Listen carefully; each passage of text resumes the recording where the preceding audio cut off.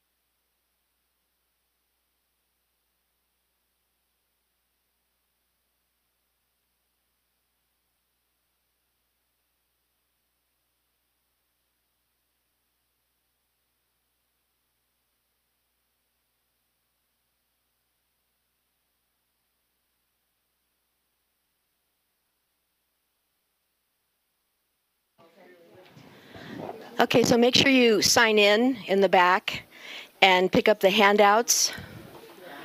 We actually have visitors coming kind of at the last minute, so we'll have Aaron Bruff after we do introductions to make sure everybody knows everybody. And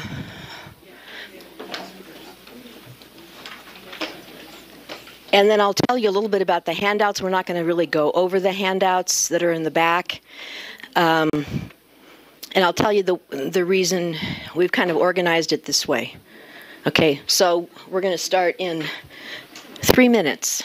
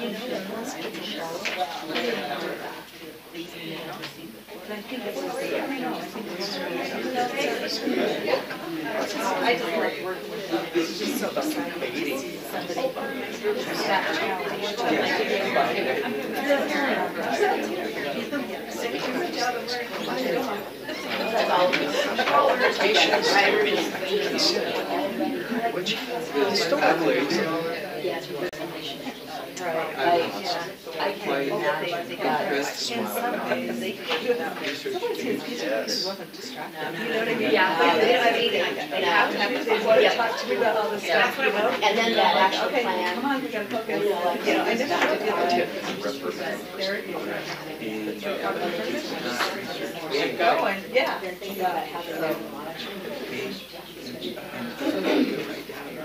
Yeah.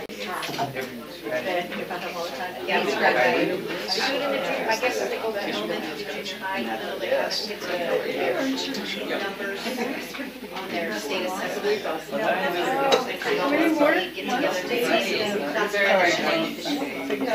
That's a little weird. Yeah, I think. Yeah, I agree. When we came across this, it was like, and then it's I never won. I guess the question is like, what evidence really matters and who decides how. Yeah. When I was reading it, it was so that they pay out because they're grading their that's advantage of all the 34? Yeah, 34. Add another 30 to that. You know what I mean? Hi, sweetie. How are you? Good. How you doing? Yeah, but I'm having the hardest time getting these grants. Oh, It's been the first spin. I mean, you know, when I know it is, so I don't know what's going on. You talked to the IT people? Yeah, big country. I just haven't been doing it for, you know, I don't know. I think something got loaded right when I was trying to get into it too. Okay. I don't think it was discouraged. So what do you need to get into? Because we could go upstairs afterward and we could get in. Is it something about Title III? Well, I wanted to go back in and, you know, they took their money away and just check with the grant to see if that was good. So I haven't been able to readjust that yet. I wonder if it has to do with us, because ours is kind of... Okay, so we're gonna start. Max, we're gonna start. I'm picking on Max because I know Max really well. He has a rock band called, what? Dirty Chai or something like that. I don't know. Feed the horse here, or something like that. I don't know. I have any idea. Okay, so we're going to go around the circle really quickly, and I'll start. And the reason we do this as kind of an opening inductive learning task is to model kind of, you know, the experiences of the people in the room are so rich, and you know, we're colleagues together. So whenever we have these meetings and I see your faces, all I can think about is, oh, thank God they're here. Because usually you understand, you know, based on our backgrounds with English learners, kind of what we're talking about. So, you know, that's pretty refreshing. So I'll start off. Christelle Estrada, Title III specialist, and I work with communities, families, LEAs for ensuring that English learners, students who are learning English, whether they're refugees or immigrants, that have equitable access to grade level content. And I think the happiest thing that, so I'll just say something, and the idea is something that's made you happy, right? Because life is short, and if you're not happy, then, that's kind of a problem. So I'll just say that when I was up in Vernal last week, I saw one of the most interesting, and I can't remember, I've seen so many classrooms. It was a fourth grade classroom, and they were doing triad readings with a really well scaffolded worksheet, and the routines were, everybody was, I would say 100% engagement. And one of the students in the triad was, quote unquote, the teacher. And they would do triad reading, but it was very systematic and routine. So when I went outside, I didn't want to interrupt them. I was going to another classroom. And I said, oh, explain this to me. And so then I have his name because he's going to get a commendation. He explained it very clearly, but we only have 2 because so-and-so is absent, but we're still going to do this. And the girl said, yeah, and this book is so boring, I don't know why I'm reading it. And so it was really this kind of interesting expertise, and she was respecting his expertise. I mean, she said that. She said, he's our teacher. He's taking the place of the teacher. And I thought it was a really good example of colleagues learning together and respecting, people's individual expertise. And the reason I'm saying this, it's really great to see an example of that kind of collaboration with students. So that means, the whole idea of students being the kind of authors and of their own learning and developing self-regulation, I think is really important. So I'll just set the context, and I'll just say what made me happy this week was my visit at Vernal. So just a sentence. So your name and then where you, which district. And just so, Max and Leslie can get an idea, and we're going to go around this way too. So Leslie? Something that made me happy. In a school recently? No, anywhere. Could be your dog or your cat. I mean, I don't know. All my little seedlings are coming up in my... Okay, you have to make sure you use the microphone though. Oh, yeah. Because we're online. Online. I'm Leslie Evans. I work in school turnaround with Max, and something that made me happy was all my seeds are starting to grow in my kitchen, so that's happy. My name is Max Lang. I work here at USBE with school turnaround and federal school improvement initiatives, and something that made me happy, my oldest daughter is a senior in high school. She has been not passing an online PE class. And we got a letter from her AP art history class that she was really excelling in that class. So that made me really happy.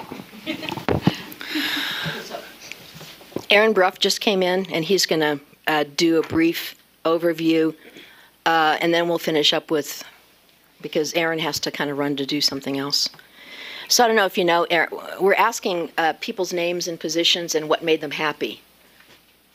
So Aaron and I discuss books all the time. So we're like big discussion book buddies. That makes me happy. Sit over here, I'm just sweetheart. gonna stay here for a minute. Thank Yeah. you. Okay, so Aaron Bruff, I work in data and statistics. I've been here for a long time, about 13 years now. What makes me happy?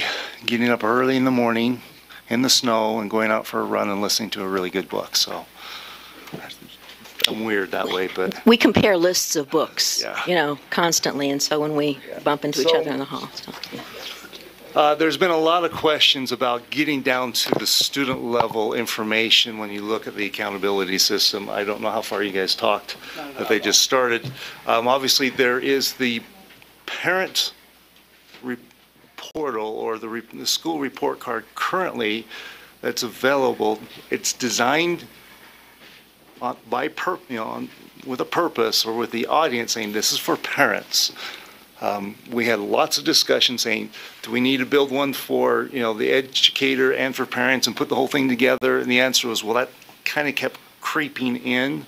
But we had to go back to this is a parent portal or a parent report card as required by the law, saying this is what we need to design it for. It had to be used by the parent and make as much sense for the parent. And there was a lot of work behind what does a parent actually look at? So just understand that the design function of that was, here's general information, very quick snapshot with some drills down for a parent who want to see a little bit more comparable, rates. So for example, if I was looking at the achievement score, I can get down to language arts, math, or science and compare that against the race, ethnicity, the different subgroups, but that's about it. But we very well recognize that ALS directors, special ed directors, Title I directors, your superintendents, everyone's like, well, we need to get more information. We need to get down to who are these kids, what can we do to change this around? Obviously, we want to get down into the EL students and say, well, tell me about the progress of these students. Tell me about those who have reached that goal or of exiting. Okay, how do I start tracking them? What do I need to know inside of there? So we're in the process of building a separate portal that's much more dynamic, and we'll have a login requirement, meaning when you connect into it, you'll have to log in and verify that, yes, I am associated with my district, and yes, I have rights to get down to the certain levels of information. And so what we've done is there's basically 4 indicator levels within the accountability system: achievement, growth, EL, and then post-secondary readiness. And what it is, and I don't have the mock-up to show you right now, I apologize. I'm actually running a script upstairs, and I can't take my computer off the dock because it takes about 15 minutes to run this, so I apologize. But anyway, what it is you will see 3, maybe even 4 years, when we have 4 years of data of rank order of every school within the state or in the district as you just select your filter. So for example, if I go to Davis School District, I go on the filter, say just show me all the schools for Davis School District, and I'll see all their schools. I'll see 4-year history with lines drawn.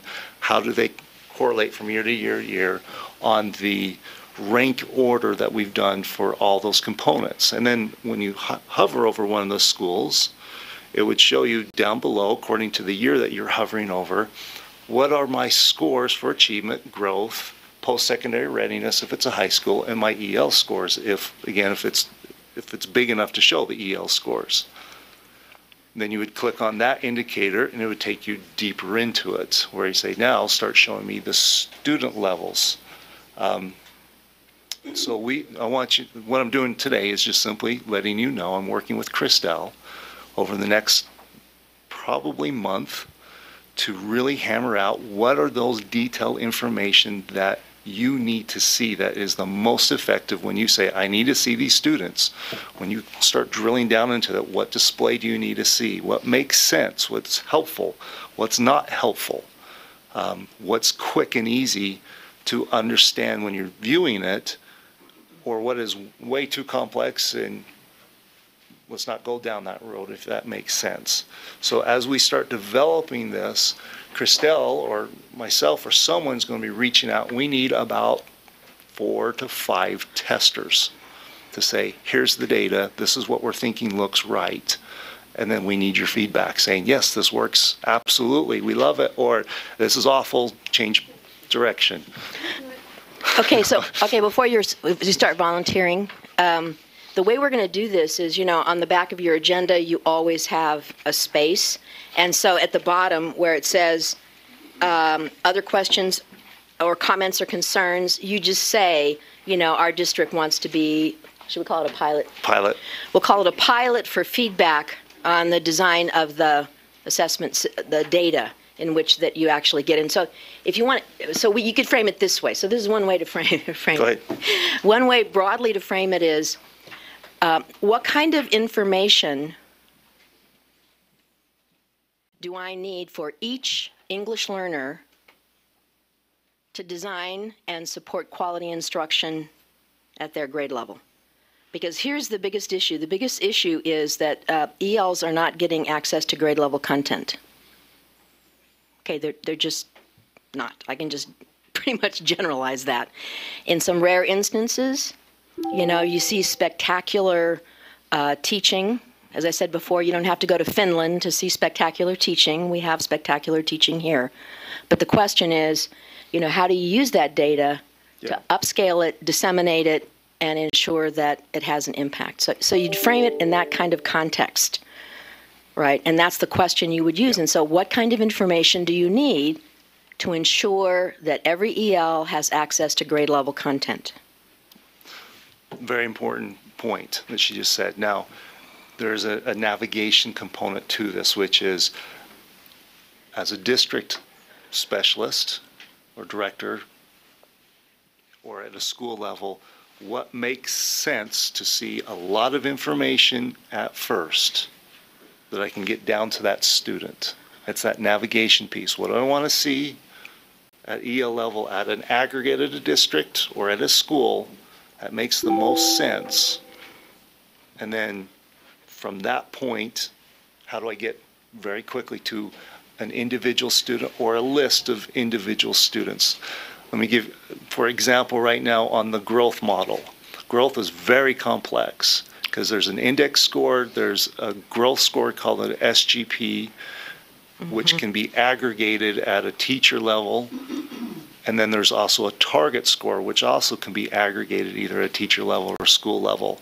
And it's the interplay of these three numbers that actually give you the point value for the accountability. So what makes sense for them? Well, first off, we have to break it into three: language arts, math, and science. And then we break it down. Okay, now let's look at a list of all the students showing both their target score, their growth score, the difference between the target and growth score, and we actually give you a visual line that's easily to say, oh yes, they're making it and they're not making it, and giving visual cues of colors inside of there saying, one's a gray for you made it, one's a red for not making it. So it's very quickly can you start looking at that as a list, and then you can start working, okay, how do I start, do I need just a list that can tell me who my kids are for my entire school and I'm good? Or I actually need to go a little bit further and see a different report underneath each of the kids.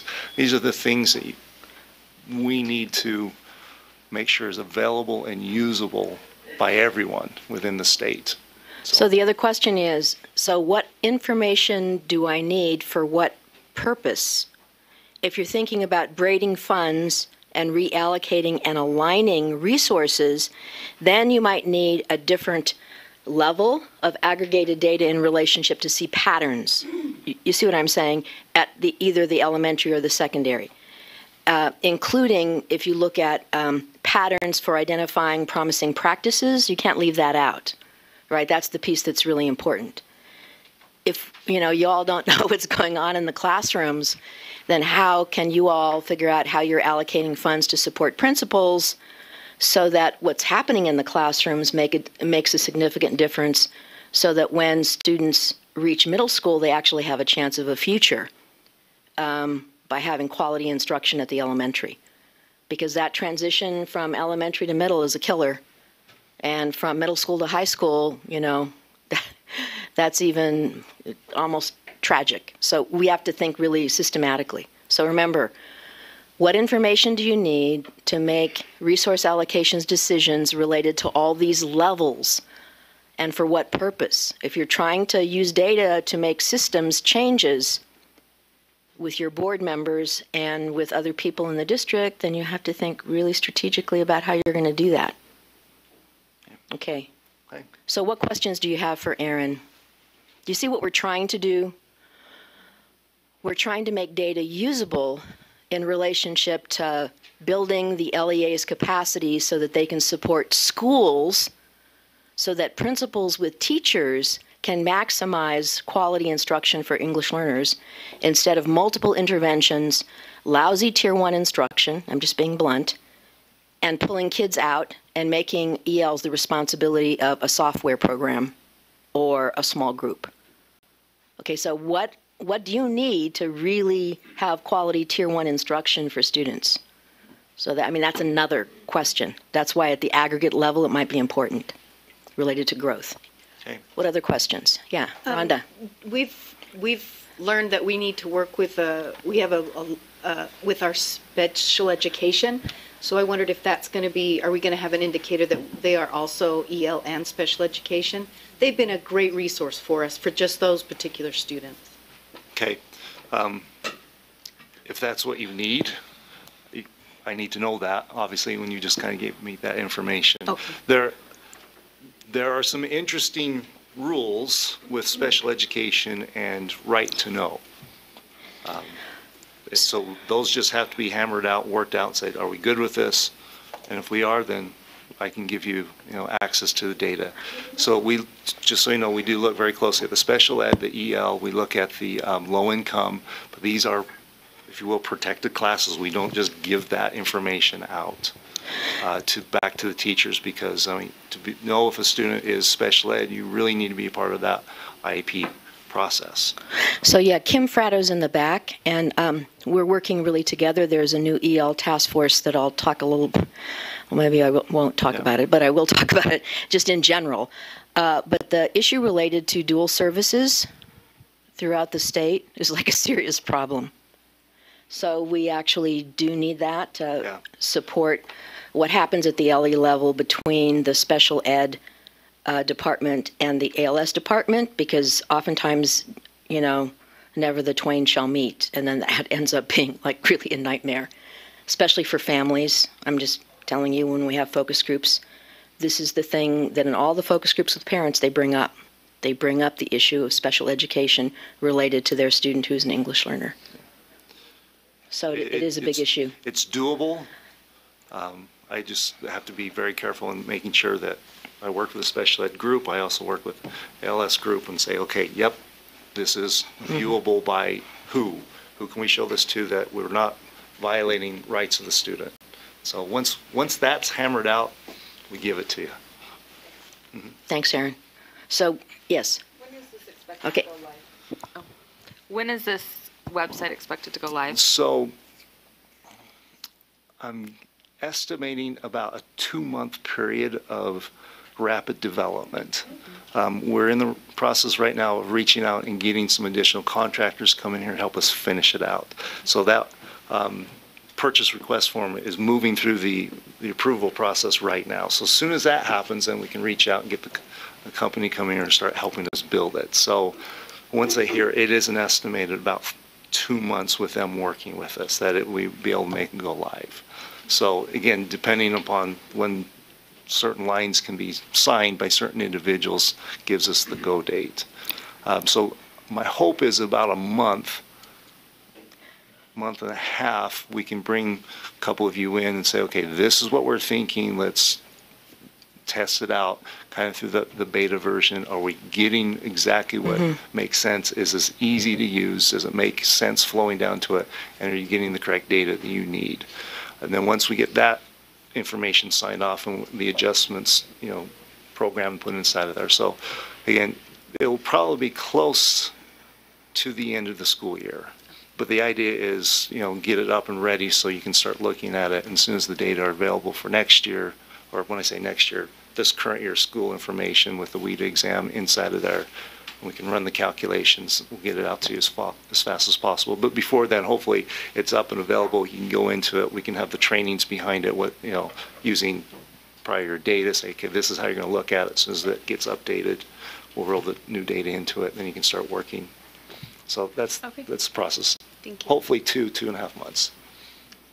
Okay, what other questions do you have? Okay, so this is like a huge this is like really a huge endeavor.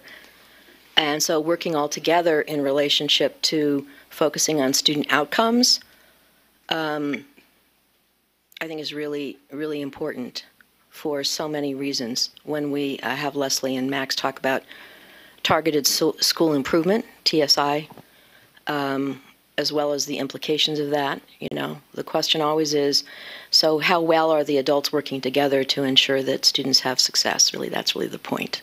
So we're all learning from each other. So I just want to thank Aaron. Absolutely. Give him a big round of applause. And thanks. So we're just going to finish up quickly. What we're doing is we're just saying, just so everybody knows who's in the room, your name, the district that you're from, and then just in a sentence what makes you happy. No storytelling, just a simple, my dog makes me happy or whatever. I'm Larry Abraham. I'm the Federal Programs Director for Tooele County School District. And what makes me happy is that our EL team has put together a fantastic year with assistance and help from the Provo School District. Michelle Wall has helped us, that we are in a really good place and made terrific growth in our implementation this year, and we're really looking forward to next year. Thanks. Okay, remember briefly in a sentence. Did he have a chance? Yes. Didn't Max, did you say something? Yeah. I thought so. You just All have to right. turn it on when it's red, yeah. Okay. Stephanie Rowley, Tooele County School District, working with the Title III Department. I am just really excited that we have spring. Oh my goodness. It's time. Odi Kanika, Tooele School District. I get custody of my children after 6 years.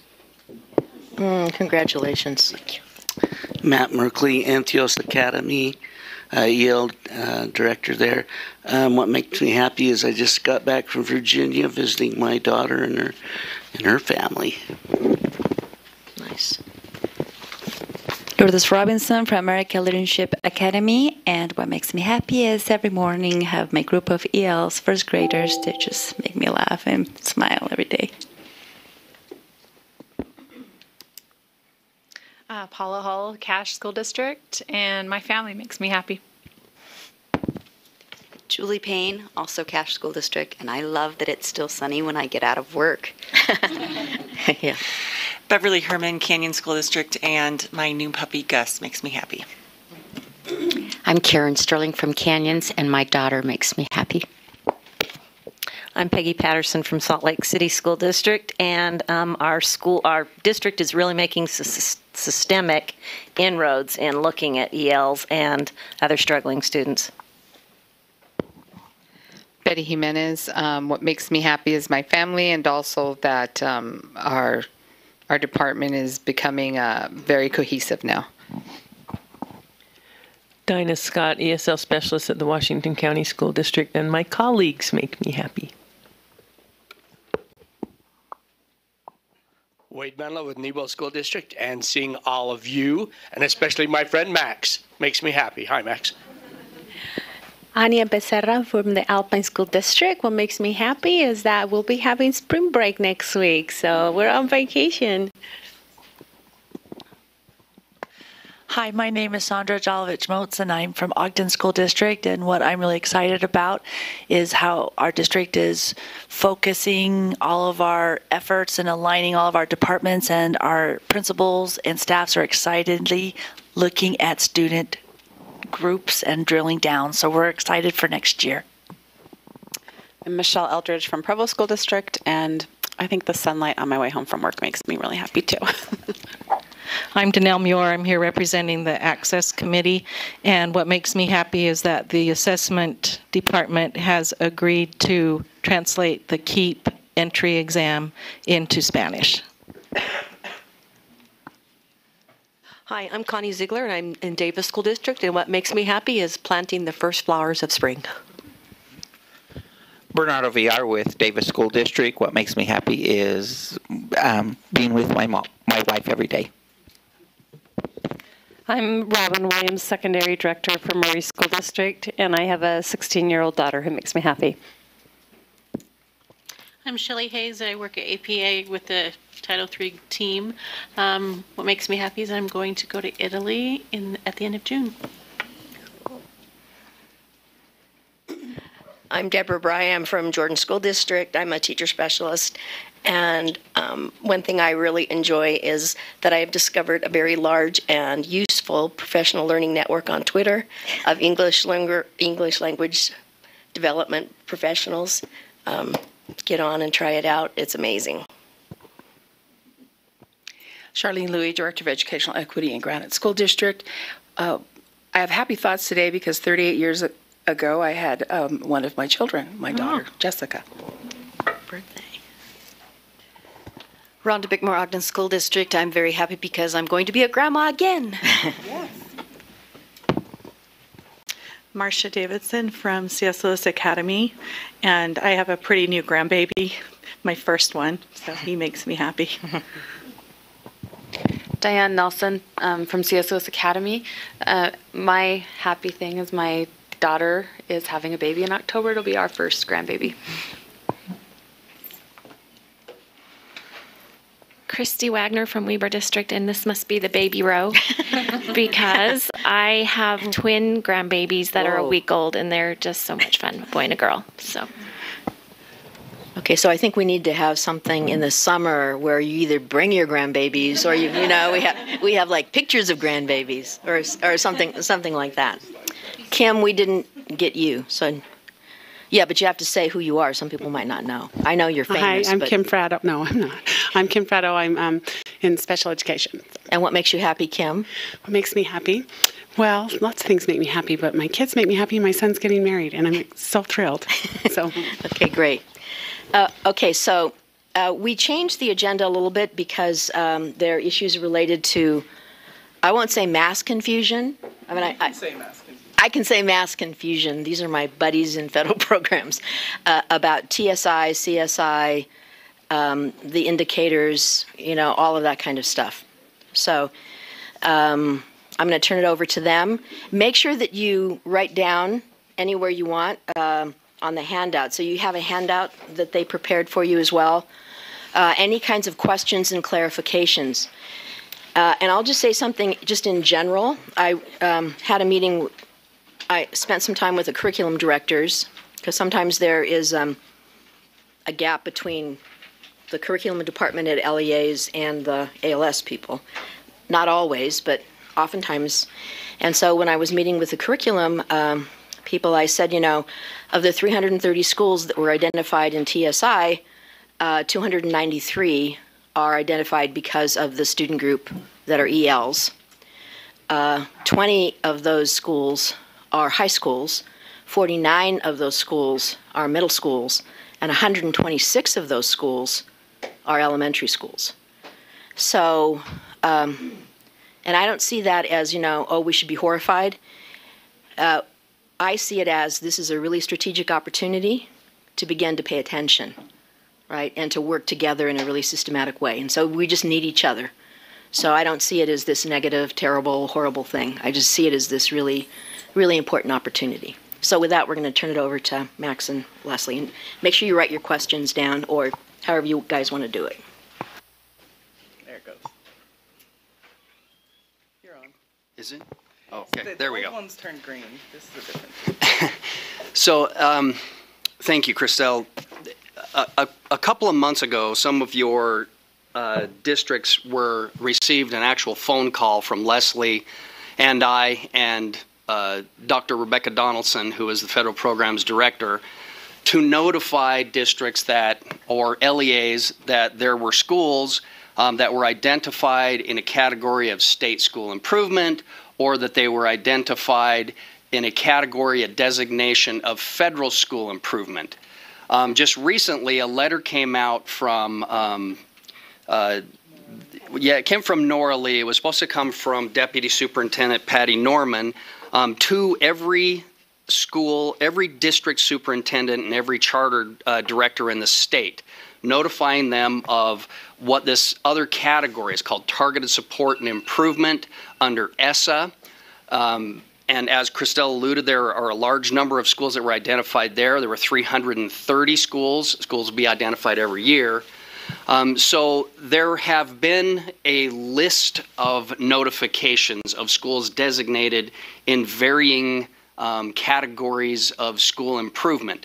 So we've understood, as Leslie and I have gone on this kind of presentation tour around the state to various groups of folks, of directors and leaders and principals and things, that there's not some confusion. As Larry said, it's not mass confusion, it's max confusion, because I'm feeling it too, what these categories are. So Leslie and I wanted to take this opportunity today to kind of explain each of those categories, try to clarify what they are and what those, how schools were designated under those categories, where the resources come for that designation, what the requirements are under state law and ESSA, and then how schools exit, and then we'll put a detail in there that explains what happens if schools don't exit after the designated time.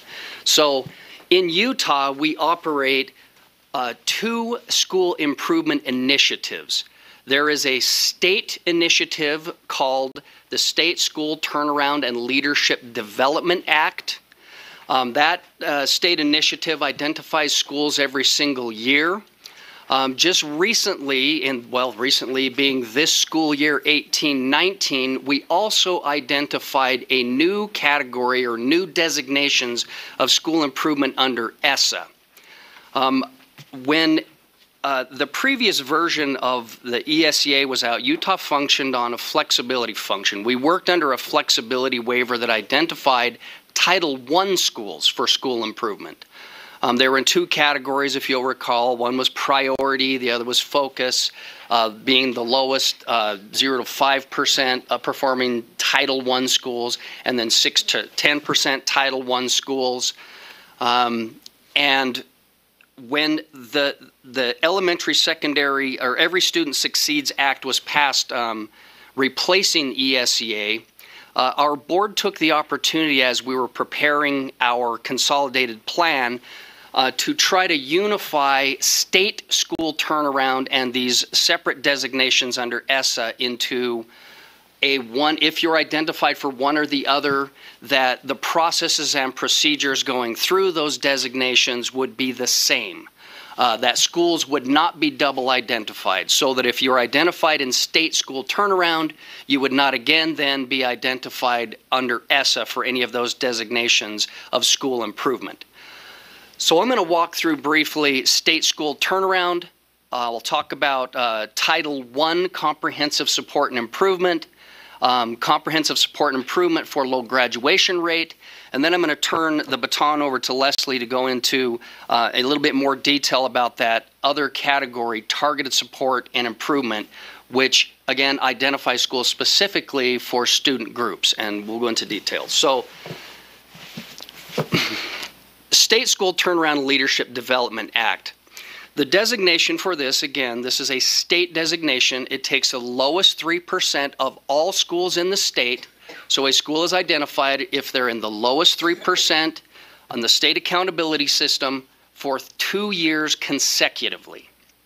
These are state funds. The legislature sets aside a portion of funds for those schools to enact these procedures. Each school identified for state school turnaround, a third-party provider contracted with by USBE goes into those schools and conducts a comprehensive needs assessment and root cause analysis. State school turnaround schools are required to select, to contract with a third-party provider on the USBE approved list who goes in and takes the results of the root cause analysis and develops a plan with a team in the school and implements that plan. Schools are in identification for 3 years. In order for a school to exit, they must be above the bottom 3% for the second and third year under that designation. If a school does not exit, then it's a U.S. board decision on the actions that will happen with that school. And Leslie has a slide later on here that talks about what some of the things the rule designates that the state board can consider for those actions in those schools. And stop me in any one of these categories if you have questions, because it gets to be quite a juggling act, please. I just want to clarify my understanding of that. That's all schools not designated Title I, non-Title I, correct? All schools and all pieces of the pie. So not just Rise or Sage, but they're the lowest performing in access in all subgroups and all categories.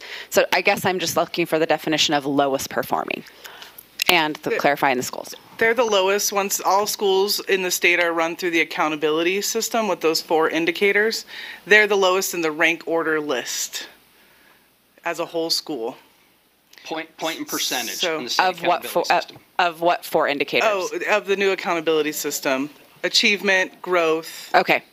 The pie. The pie. Okay. And then for high school, those additional secondary. Okay. And so they would have been in that rank order for 2 consecutive years to be identified. And then they're in that for 3 years. Okay, good question. So now we move on to designations of school improvement under ESSA. So that was state. The next number of categories or designations are under federal. Yeah, Deb. Just real quick before you move on, are they the lowest 5? Is it a composite of those 4, or is it in any of those 4 areas? Composite. Okay, thanks. Okay, this next category under ESSA is specific to Title I schools. So this is called Comprehensive Support and Improvement, CSI Title I Achievement. These are the lowest performing Title I schools for 3 years on average. Resources for this come under ESSA. So this is 1003 funds. There's a requirement under the Act that a portion of the state's Title I funds be pulled off the top specific for schools identified for comprehensive support and improvement. The requirement for these, for schools identified for CSI, first and foremost, that a letter go out notifying parents and community that the school has been identified as such. The USB will contract with a provider to conduct a comprehensive needs assessment, root cause analysis in each of these schools. And this is where there's a difference. There's not a requirement under schools identified for CSI to contract with a USBE approved provider. You can, there's an option, or you can select your own provider or utilize the talent in your LEA or school to help develop a plan based on that root cause analysis and implement that plan. These schools are identified once every 3 years. To exit this status, after 4 years, a school must be above the lowest performing 15% of Title I schools. Schools that don't exit CSI for Title I achievement, again, the decision will be made by the state board. Max, what type of actions would take place then? The state board action, yeah, Leslie's going to, when she's going to talk about the CSI category briefly, okay. And then there's the actual list out of the board rule. And if you're interested, that rule is, if you want to write this down and look at it, it's R277-920. And then specifically the section for exit criteria is 8. And it just kind of makes me sad that I know that. Like no section? Right. Yeah. So the next category is called Comprehensive Support and Improvement, or CSI, for graduation rate. How schools are designated under this category is any public high school, and that's a requirement under the statute, that we identify amongst all public high schools. Any public high school with a graduation rate equal to or less than 67% for 3 years on average. Again, the resources for this category come out of that 1003A, which is money taken off the top for school improvement of a Title I allocation. Same process. Notification letter goes out. There's a needs assessment, root cause analysis, plan development, plan implementation. To exit CSI for graduation rate, the graduation rate must be above 67% for years 3 and 4 of this designation. And if a school does not exit, again, those decisions go before the board for a decision on what action should take place. Okay, I'm going to turn the baton over to Leslie to talk about this other category, which is completely different from these categories. Yeah, Max mentioned the priority and focus, the shift from that vocabulary to CSI and TSI. And it works to compare them until you get to TSI, because this is where we're looking at a targeted support for student groups. In other words, emphasis and the true intention behind that being closing the gap for these traditionally underachieving groups. So the designation, and I'll go into detail about how this designation is made using the accountability system, but the school will have at least one student group below the lowest 5% of all schools for 2 consecutive years. So going back to that rank order list and using the pie, that's the cut we're talking about, and I'll go into a little more detail. The student groups that are considered are economically disadvantaged, students with disabilities, English learners, and the major racial and ethnic groups. This is an LEA administered process, whereas CSI and turnaround is very much managed and evaluated and overseen by the SEA, by us, the state. This is overseen by the LEA. In other words, it's an alert to get on closing this gap and do that in your own processes and with your own talent and, you know, resources in your district and LEA to close that gap within 4 years. So the exit is that within 4 years, there's 2 consecutive years that student group is above the lowest 5% cut in that rank list. Okay. This group is broken into, it does matter if you're a Title I school or if you're not a Title I school. So a failure to exit the Title I schools will be raised up to, I'm calling it a targeted comprehensive support and improvement label, which is a little more oversight and accountability to the state to raise those student groups out of the 5%. Yes. So if they're not a Title I school, what happens if they don't get out? Continue to be identified. More rigorous interventions is essentially what the wording says in the rule. Yeah, or in the plan, consolidated plan. We don't have a ton of guidance on that piece now and feel just a little bit ahead of everyone else as we're implementing this. So more answers are coming as we ask the questions. So thanks for asking.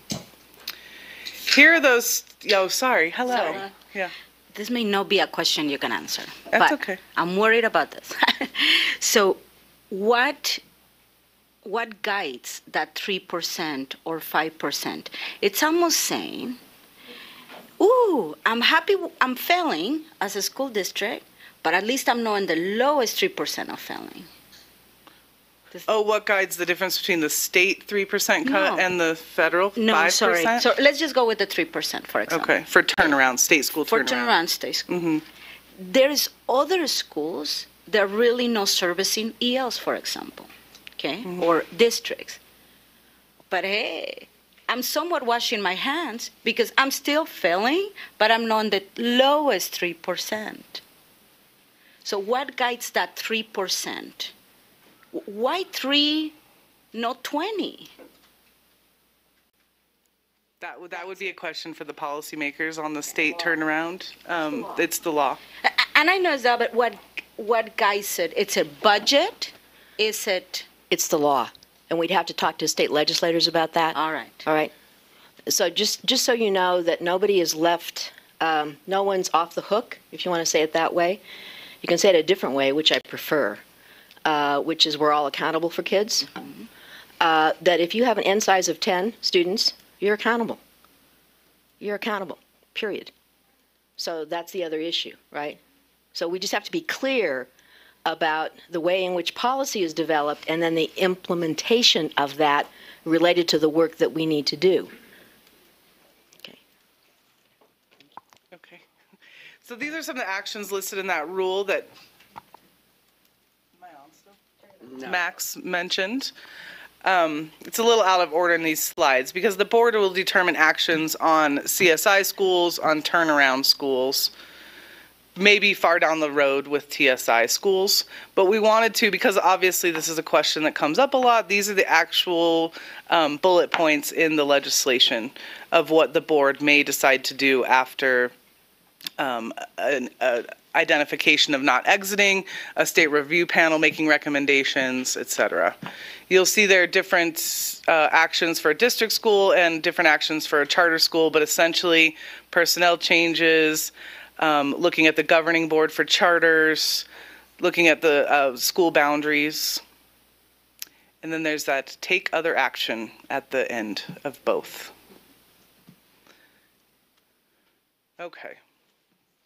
So the other thing I want to say is, you know, school board members are elected. They make board policy. If you all are not involved in understanding who those people are and what their background is in relationship to not only disaggregated groups but policy in general, then you should get involved, Right. You have to actually end up being knowledgeable in relationship to who's on the board, and then pay attention to the decisions of the board. Because remember, state law, when it comes down to us, the board makes the rule related to the intentions of the legislature, and those board rules determine how we implement the law. Okay, so I just want to make sure that you understand that that's the process. Wade. So I have a question about state turnaround and CSI. Since you said they can't be double identified, state turnaround is the lowest 3% and CSI is the lowest 5%. So in reality for CSI, are we looking at 4 to 9% because the lowest 3% are state turnaround? Or are we saying the lowest 5%, the lowest 3% is state turnaround, so really CSI is only the 2% between 3 and 5? Do you know what I'm saying? We do identify first the CSI. We're including those 3% schools in the list, but we just pull them out and identify them and have them follow that process. The actual posted list for federal accountability includes those schools. So we are trying to be as clear as possible to the schools identified for 3%. You're following these processes. You're still on the list for 5%, but ignore that. And then the ones left over on that 5% list are getting the message, you follow the CSI process.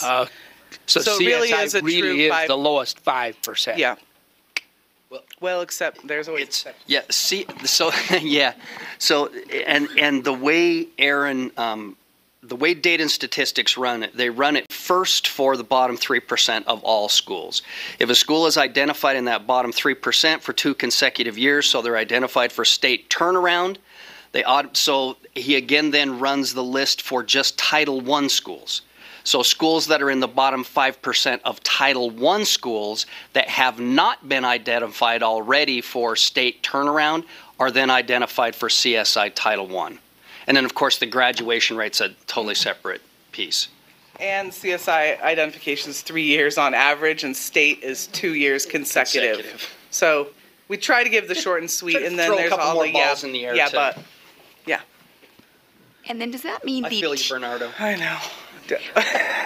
The TSI schools are after those schools are pulled out? So then would the TSI schools be approximately the lowest 6 to 10%? Or they really are the lowest 5? It's not. It's that they're student groups, so hopefully this may clarify totally different lists in a way. Okay. Let me get through this and then we restate your question, maybe. Great, thank you. I think it might answer it. Okay, so just make sure that you understand. One is about schools. The other one, TSI, is about student groups. Targeted.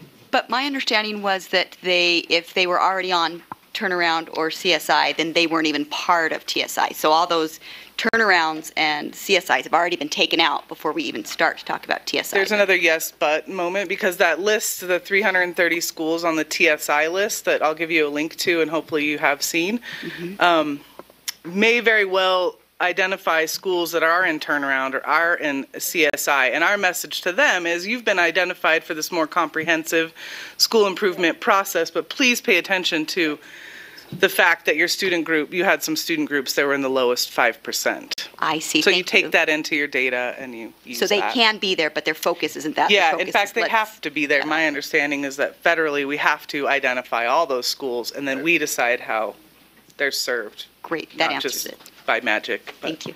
Decision making. Okay. Good to move on. So if this helps, I hope it does, is sometimes infographics don't help, like Max doesn't like them very much. But the accountability system, those are the pies up above. And so the accountability systems run for all schools. That rank order list is made, the 5% cut is set, okay? And then the tiny little schools up there represent the student groups. They're run like little schools, essentially. So the student group is run through the accountability system, and using those same indicators. And then the question becomes, does the school that's already been run through the accountability system have little schools, subgroups, that are performing at below the 5% cut? If yes, they're in TSI. Okay. I had to draw pictures to understand it, so if you have any questions, let me know. Aaron had to draw us pictures. Yeah. I think everybody's. Max had to outline and write bullet points. Good? Okay. Thanks. So here comes the link to the spreadsheet, which can be found now on our website or section of the USBE website is the ESEA Federal Programs page. And we have a tab for each improvement, so turnaround, CSI, TSI. And under TSI, you will find a PDF of this spreadsheet because it has to be accessible. There's also a link on data on the assessment and accountability website. Happy to point you there. I think I put that link in here. This takes you to the active live. The link on this takes you to the live Excel spreadsheet. Like Max said, we've been on tour, done a lot of different presentations, so if I messed that link up, Christelle, let me know and I'll get it out to you. So when you pull up that spreadsheet, you will see it's large. It has 2 tabs at the bottom, and I zoomed in on that just to emphasize the fact that the first tab that's titled TSI Schools 2018 will just give you a list of schools and for how many student groups that school is identified. So I might have Park Elementary 3. You're like, what does that even mean? Well, go to the second tab, which will tell you for each student group, and will actually have every indicator of the accountability system and that student group's scores on that with points out of a total and the 5% cut score, which for this year is 34.93. You'll see in the far right column of that spreadsheet. At the risk of doing, Assessment Director 101, that it'll give you how many indicators were calculated for that student group. So you may have blanks along the way. As long as the data for that student group gave you 2 points, at least achievement and growth, it calculates. If your N size is at least 10, it will calculate. So we're definitely getting calls from schools who have not been identified for anything ever, have a very small N size for EL students, and they're being identified. And so you can see it's causing quite a bit of conversation and lots of confusing state turnaround and news articles and things to this identification, and they're very different. Yes? Question that we've been having in Provo is, can you give us the data from, so this is 2 years in the bottom 5%, correct? Mm-hmm. So we would really like to see 1 year in the bottom 5%, so we can start looking at who could be on next year's list. So if you have this, surely there's a 1 that you could. Well, we can ask Aaron to do that for you. Mm-hmm. Is that it's is not that something a correct we can do? assumption? Yeah. Okay. Aaron gives us these.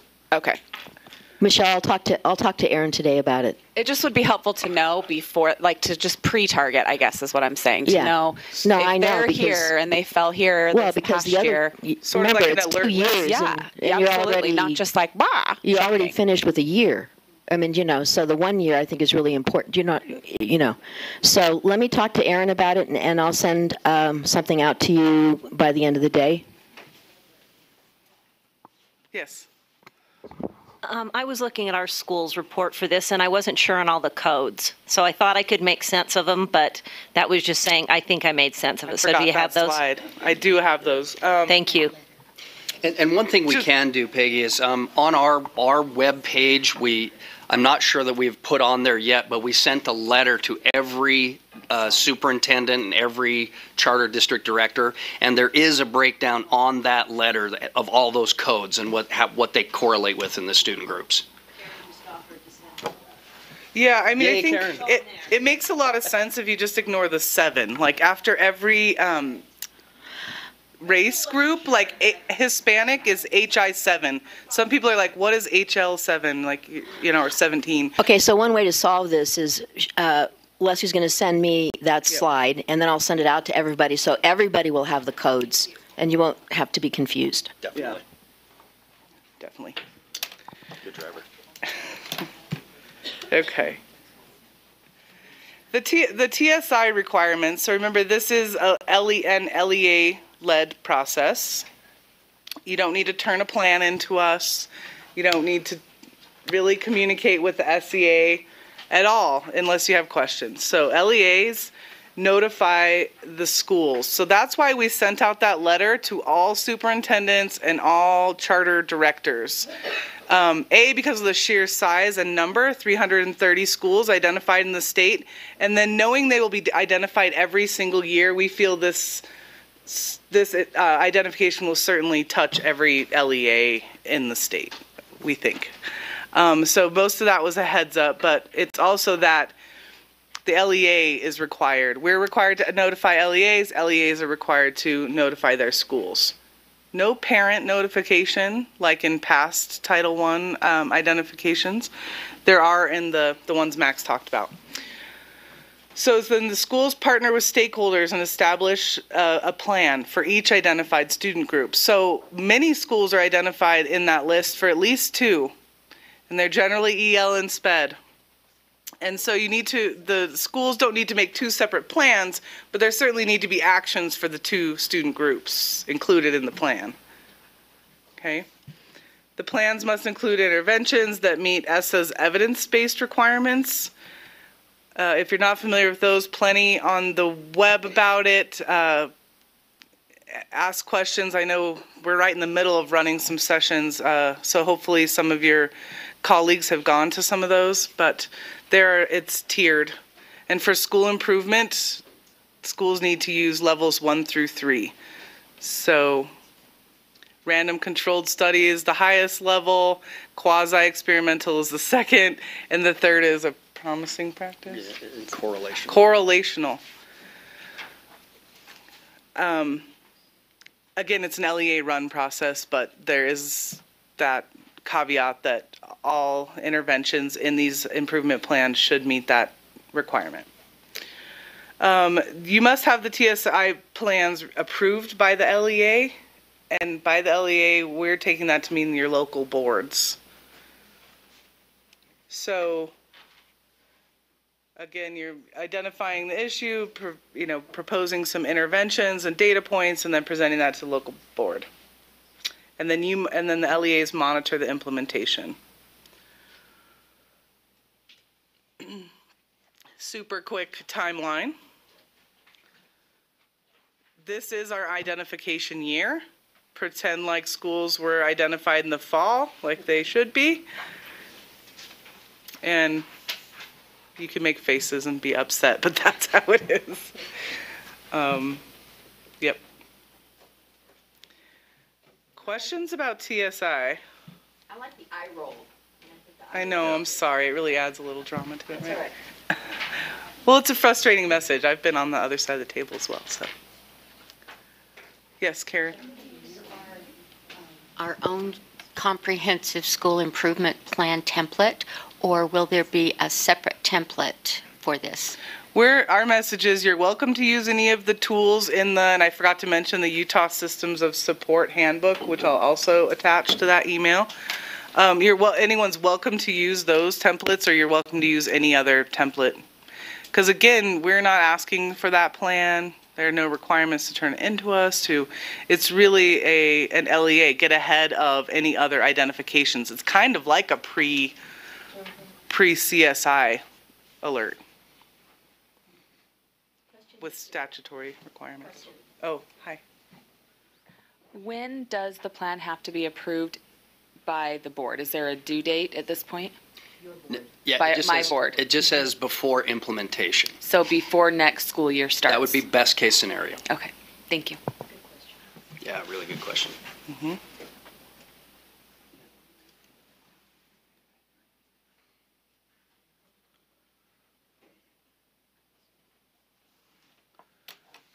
Any other questions? Yes, sir. So every year we get a new list of TSI and CSI schools. Will it always be this late in the year, or will there be hopes that we'll get it sooner in the year? Yeah? Sooner. Much sooner.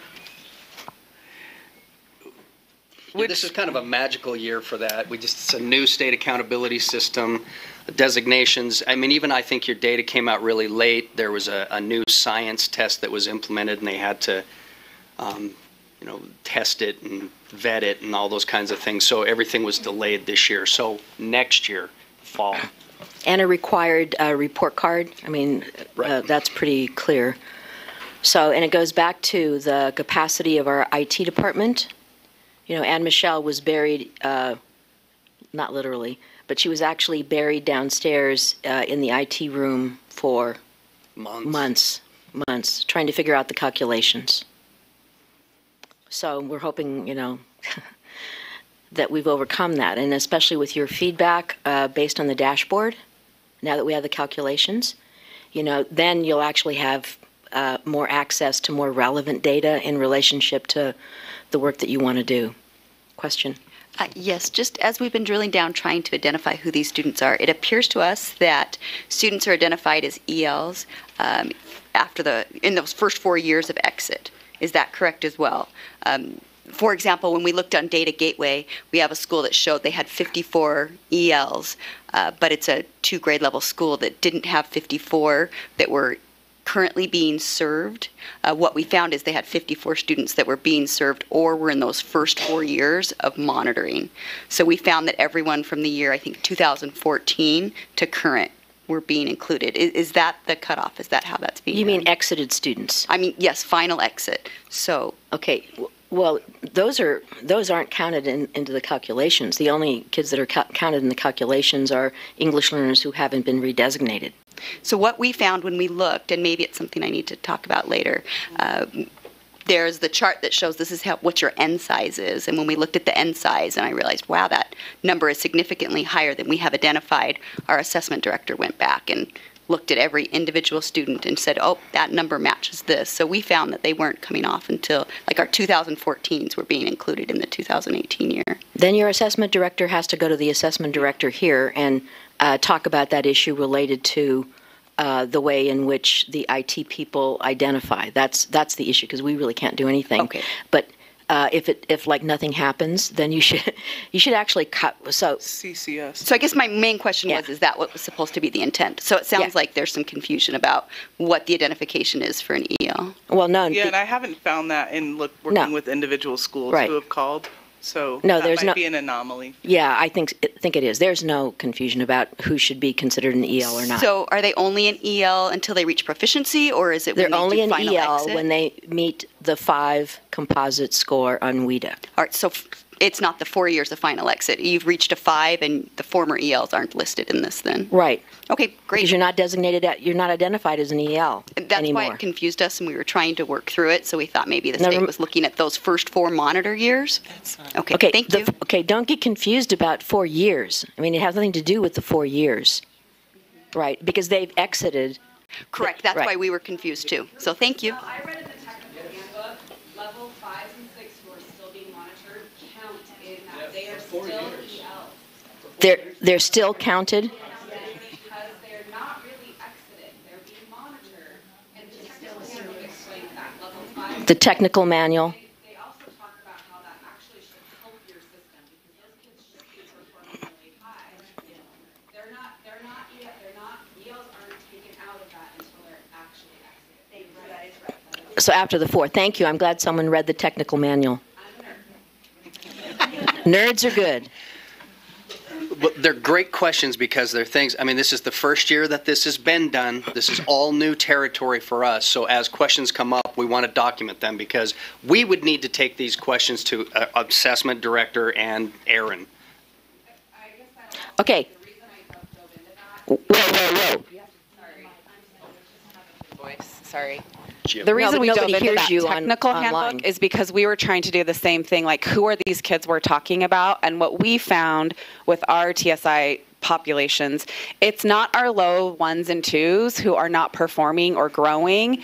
It's our higher kids, which we've had a gut feeling about all along. But in any school, secondary to elementary, it's those higher ELs who are kind of forgotten about or maybe not growing. And we gut felt that for a long time. It's just kind of like now was our proof. So that's why I read the nerd book. So you're welcome. My gift. Okay, so we have a couple. Let's take those questions back there, and then we'll go to Deb. I just wanted to point out with Max's and Leslie's timeline previously, because we've had lots of conversations, when this is identification year and it shows the year one, remember the data is the previous year. So year one implementation is this using this spring's data. We just want to make sure there's no confusion on that. Thank you. Wade. Jam. So with TSI, what qualifies a student to be on there when it comes to ESL data? Because there's the three indicators for English language learners, right? There's the percent making progress, the percent reaching fluent, and then the percent of kids that are not performing as proficient on math, language arts, and science. I think it's that one that puts them on TSI, isn't it? Yeah. It's all three put together? It's the whole pie. The whole pie.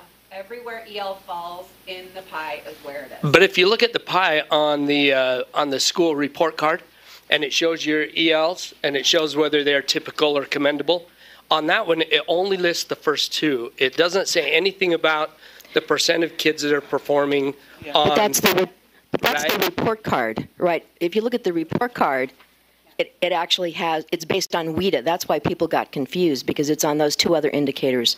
But the academic indicator is included in the TSI. Okay. That's so it is all three, though, for TSI or CSI. It is all three of those combined. That's leading to a lot of confusion. Yeah. There's been small schools especially that are like, but I'm commendable on the report card on the little indicator. Right. Why, how on earth can I be in the lowest 5%? Right. And that's where we really had to break this down and say, because that's a student groups being treated like a little school and being run through the whole pie. Right, we had the same issue where schools were commendable on them going, how could they be ESL? No, it's very confusing. I mean, I was in Uinta, and there was a middle school that was commendable on the report card, but they were identified TSI with the EL student group, and so they were like totally confused. So that's a really important distinction. And truly, the more we get questions, the better we understand it. So we're open to getting questions. And just to comment about the higher kids, the 3s and the 4s and the 5s. If you look on the WIDA website, on their data, that's exactly where they have problems, or where all of everybody, that's where it's hard to move kids nationwide. So it's just like it's not like just us; it's everywhere. Well, the reason it goes back to this idea of the question that the peer reviewers said: how is the state agency going to ensure that students who are English learners have access to grade level content? That ends up being the question. So, Deb, you had your hand up, sweetheart. Yeah, I just wanted to restate for clarification. So sorry. Yeah. So the N size includes levels 1 through 6 until they're no longer monitored. That's what we established, right? Yes. Okay. The nerds in the back, yeah. Well, just... Right. Yes. It is really useful. There's a link to it on this particular handout as well. I think. Maybe not. It's certainly on our webpage. Karen. As we go back and work with our schools to explain this, on your time chart right here, if we put years to this, the identification year is 2016-17 and then 17-18, but implementation year is based on 2019 results. Is that what somebody back here said? Is that right? You're identified for 16-17 and 17-18 using that data, right? First year, you'll this year's SAGE 18-19 will inform year one progress. Right. And then that just follows with the next year, 19-20. Is that where we'll be? Will inform progress of year two. And then you need 2 consecutive years again. So it'll be 19-20 and 2021 will inform exit. So could you actually modify that slide and put the actual years on it, and then we'll send it out to you again so that you're not as confused as we all are in this room. You're going to constantly have this timeline growing. That's right. Yes. It's just never. Michelle, you need. Pretty, but in reality. Michelle. You need to use this. You just need right here. In reality, this starts over again. next fall, in theory, we get a new chunk who was used with 17-18 data. That's right. So we have a new identification, right? So this just keeps going, keeps going, keeps going. Different student group, yes. Different groups, different schools, right? Yes. Well, not in theory. Let's hope nobody's schools get on the list ever. Yeah, right. Except there's always a bottom 5%. Okay, yeah, right back there.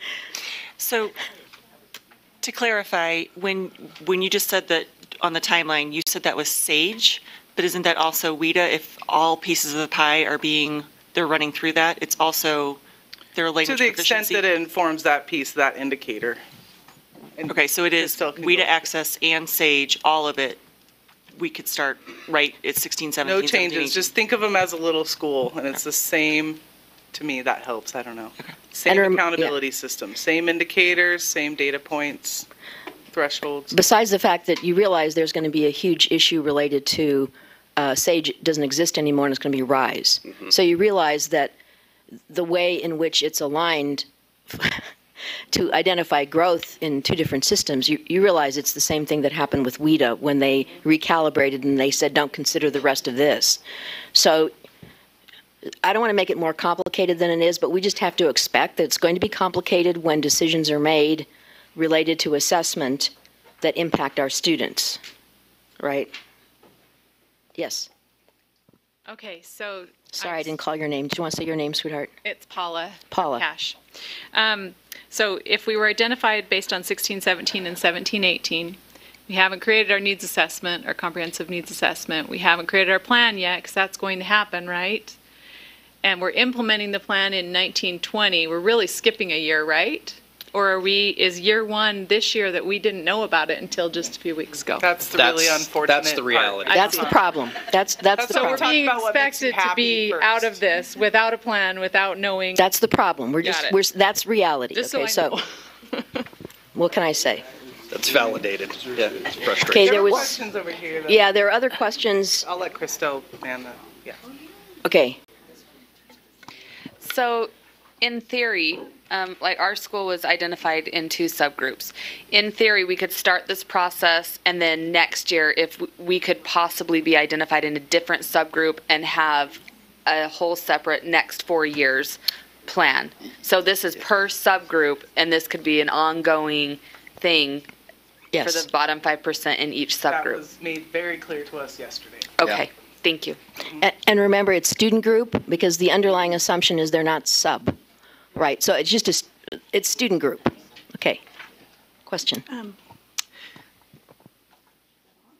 No. Now it is. Okay, I did. So about 40% of our students, our ELs, are new this year. Is that considered? How do you deal with that? It's weighted in the accountability. Right? You mean new to your school? Or Yes. Technical manual.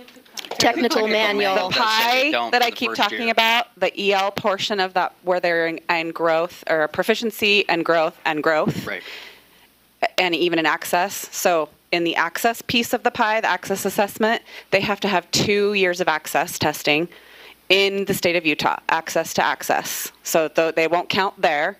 In the growth, they have to have 2 years of state SAGE data to count growth. So they take it for participation up till April 15th. That doesn't count for proficiency or growth if it's their first year in the state, right? In the proficiency part of the pie. Right. I'm talking about new to our school. Right. Some of them are new to the program and to Utah, but yes. But so I had that are new to our school. I had that very same question, and Michelle told me if they're in the state of Utah and have state of Utah data from 1 year to the next, they count. Yep. Right. So even though they're coming from a different it doesn't school, matter. They're accountable for them. Yes, that's right. Yes, even though yes. they were somewhere That's else. right. Yes. Yes. Yes. Utah is Utah. You can't escape somewhere else. I'm just saying. Okay, other questions?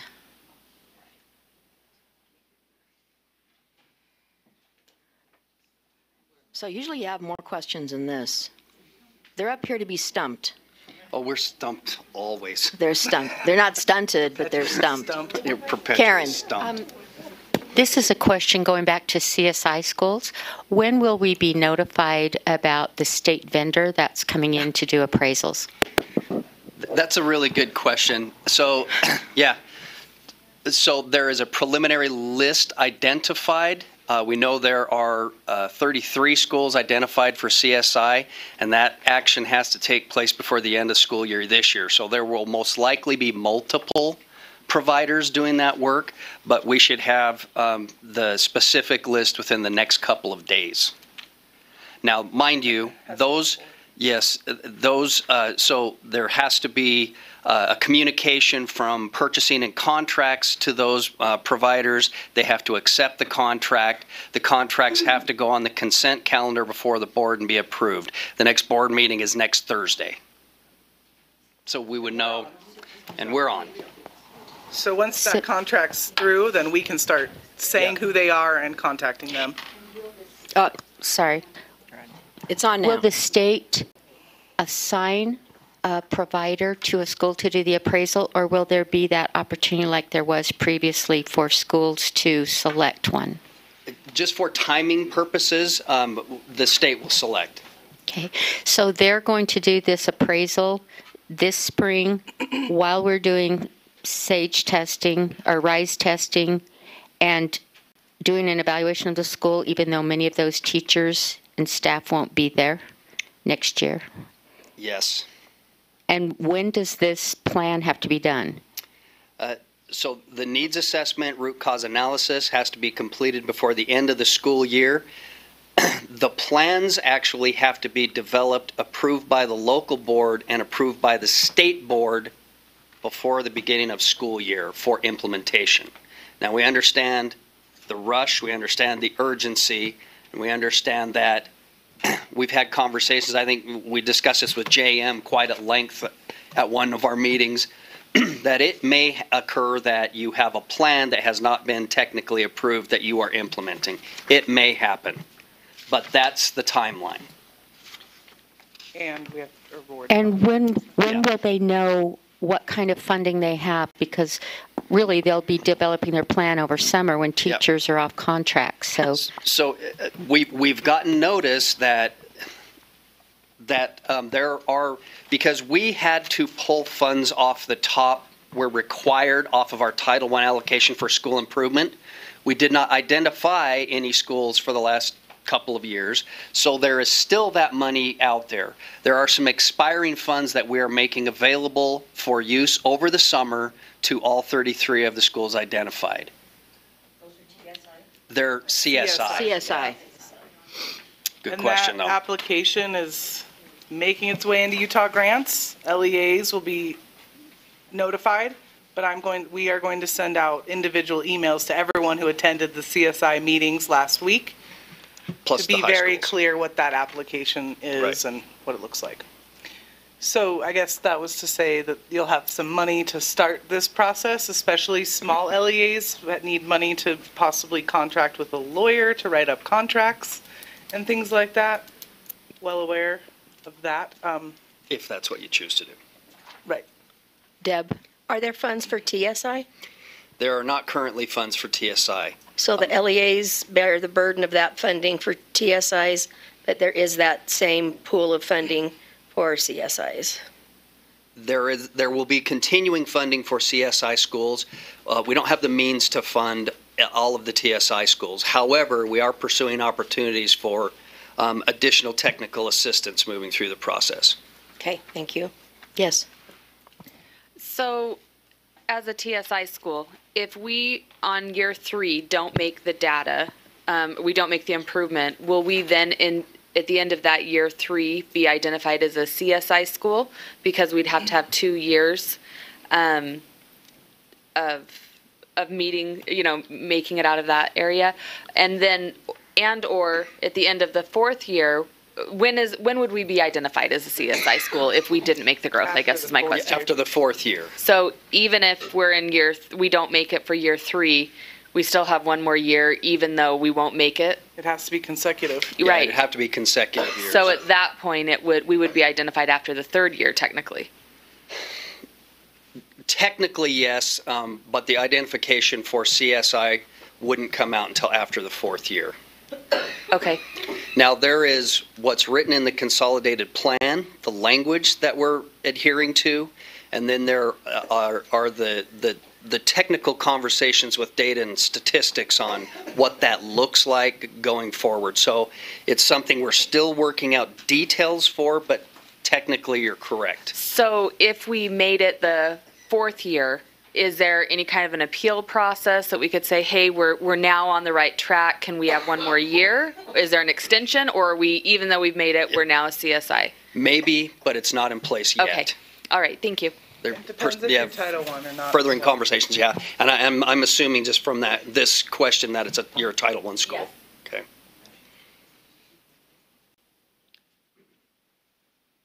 Yes. Wade? So my understanding Yes, was... I will go fishing, Wade. Let's go fishing. Wade, my then understanding Karen. is CSI is comprehensive, meaning that they're low in all 4 areas. So if a TSI school is only low in their EL group after 4 years, and that's still their only group, can they go on CSI? That's why we're calling it targeted CSI. Yes, I that's right. have It's to, a or I'm TSI, gonna a TSI or something, right? Right. Wherever that A comes in. Yeah, so Title I schools, and this is something we also learned yesterday. We met with Aaron, who has been meeting with leadership about this particular issue. So if a school is identified as TSI, is a Title I school, and does not exit, they go into a category called Comprehensive Support and Improvement. However, it's Comprehensive Support and Improvement specific to that student group for which the school is identified under TSI. To exit that status of Comprehensive Support and Improvement for a student group, by the 4th year, that student group must be above the 5%, the lowest 5%. It's so many juggling a lot of balls for those may be things. the only positive in this whole. Right. Because you don't have to be your whole school above the 15%, which is the actual exit for a TSI, a true or a CSI comprehensive school, whole yeah. school CSI. Is there money attached to the TCSI? Yes. Yes. Michelle, did you have a question? I'll attach the accountability handbook, our systems of support handbook, give you the codes and a better timeline with years. Anything else you'd like me to follow up with? Karen. I just have one more question. Thank you for answering these. As I've been thinking through the data and thinking about what we learned at the Title I meeting, I just want to make sure I'm understanding that the exit criteria for those lowest 5% is going to be changing every year because that's a percentile score. So there's not a fixed target for achievement. Schools just have to keep working and get everybody better, and then you'll see where it falls. Is that right? Yes, and minding the data every year, right, and noticing what that 5% cut is. Mm-hmm. Okay. That's different than turnaround. Or more. Yes. Other questions?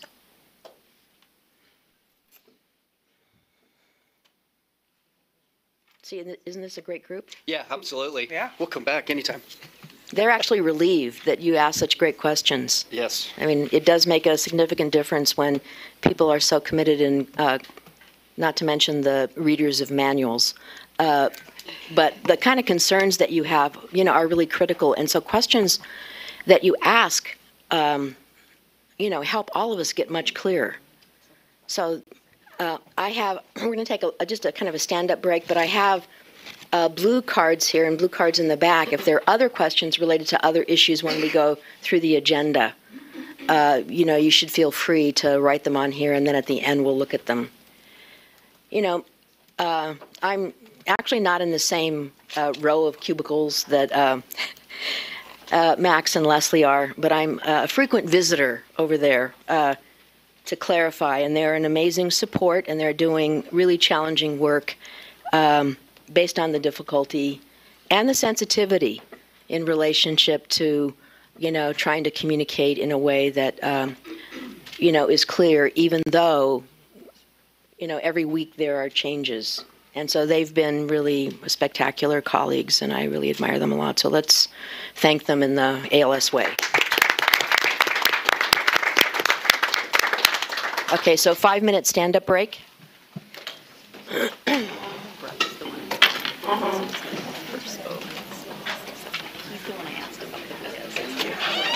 probably out of order. It's not on the CSI. Yeah, okay. You're kidding. You're kidding. Good, how are you doing? And that's just it. I mean, I think what they're trying to do is like Bernardo, how are you? because I will ask questions, because I too have read the technical manual, and I'll call them up.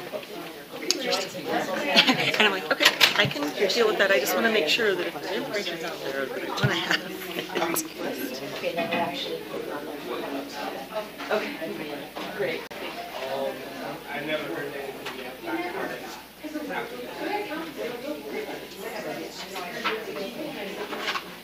No, it's not according to they're going to take yes, they're going to put money back out. We cover the strategy.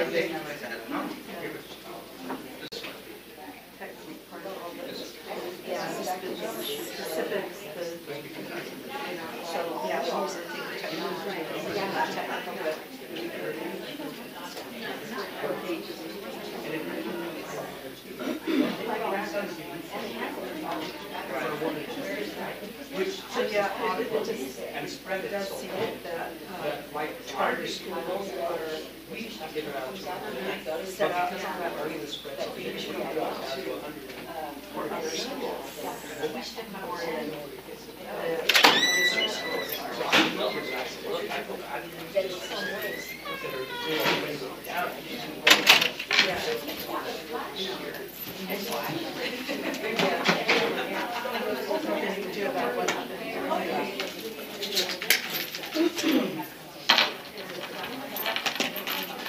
we even questioned him like 3 or 4 times. We don't have so and so we questioned him. You know, I mean, they all need it. They all need it. You have, I mean, it's not like that you're not helping them. Because you get them to a certain point, but then you only get into that certain point. They can't help it.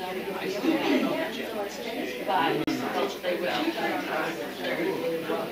We went back and I thought I emailed Jeff.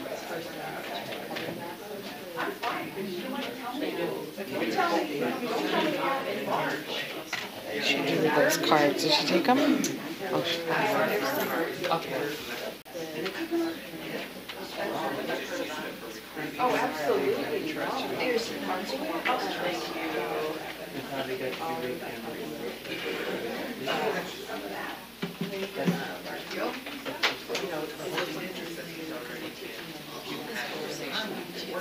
Thank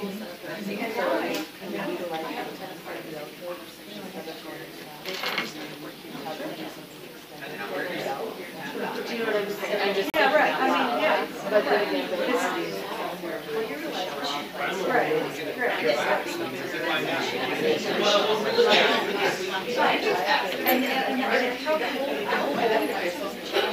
and it and instruction probably has half of us who like it and half of us don't. Honestly, because there's some kids who say, I don't. They don't. They don't. But they, and that's why I have to need to be podcasts. Those have a lot of language, I mean, but some of them just don't. They're just not.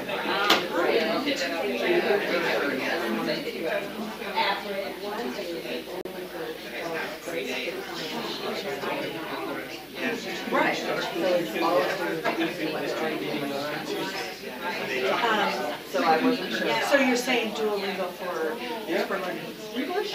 Okay.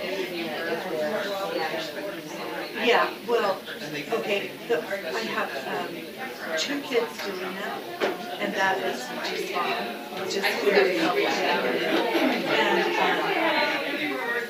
And Nicholas. Okay, so that, yes, I was just wondering. Those are the only ones, and Nicholas does that, but everybody else does Spanish.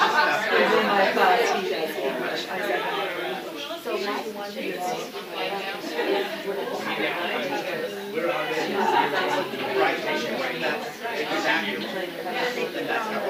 you told me something about your okay, so the is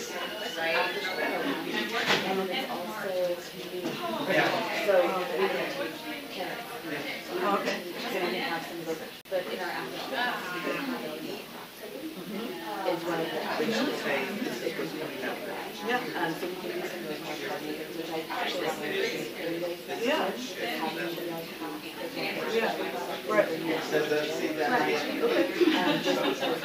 Sorry to do this to you. Right. Yeah. But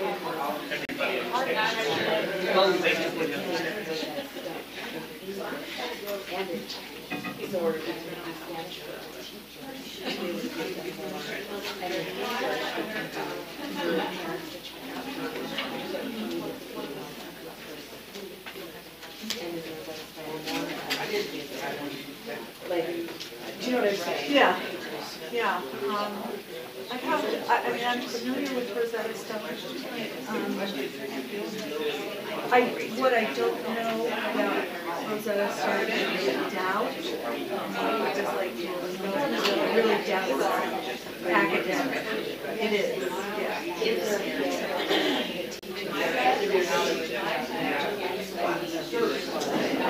I'm not aware of it. Which I mean, somebody needs to. I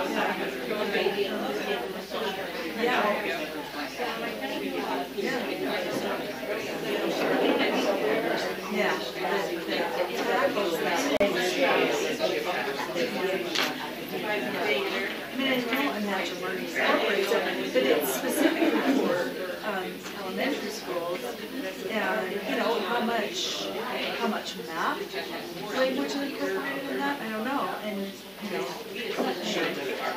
Imagine Learning, that would be a good for their company. That would be a very good thing for them to tackle.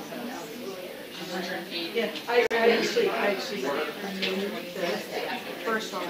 He sold it, but I said, of course, you never can afford the licenses. But I said, hey, you should do Spanish one because he's a Spanish one. And I said, you should create a Spanish Imagine Learning. So he did. He's not the owner of it, so I don't know. I have no idea. Yeah, I don't have his contact with me now. His kids went to radio. So his kids they were deaf, and they got both ears implants. One of the girls, one of the kids was Spanish. And so I was really proud of her because that is such a difficult thing.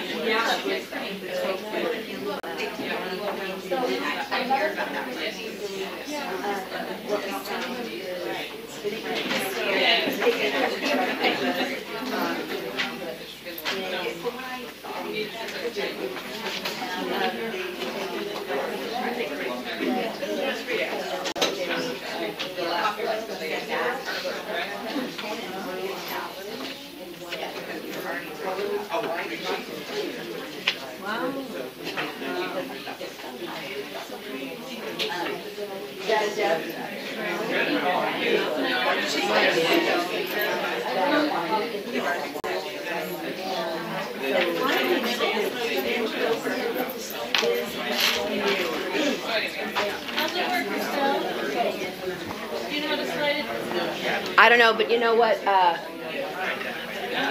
She did it. Okay, so let's get back together again. I put these little blue things around if you want to write more questions, and if they're connected to TSI and school improvement and all this, then I'll give it to Leslie.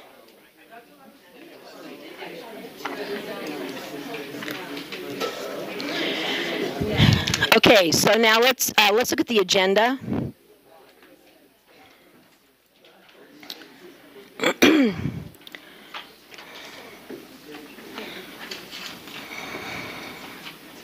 So I want to just thank all of you, not only for your attention, but for the quality of questions that you asked for, because all of this is incredibly challenging for everybody, and it doesn't help when we don't ask questions. So I just want to thank you.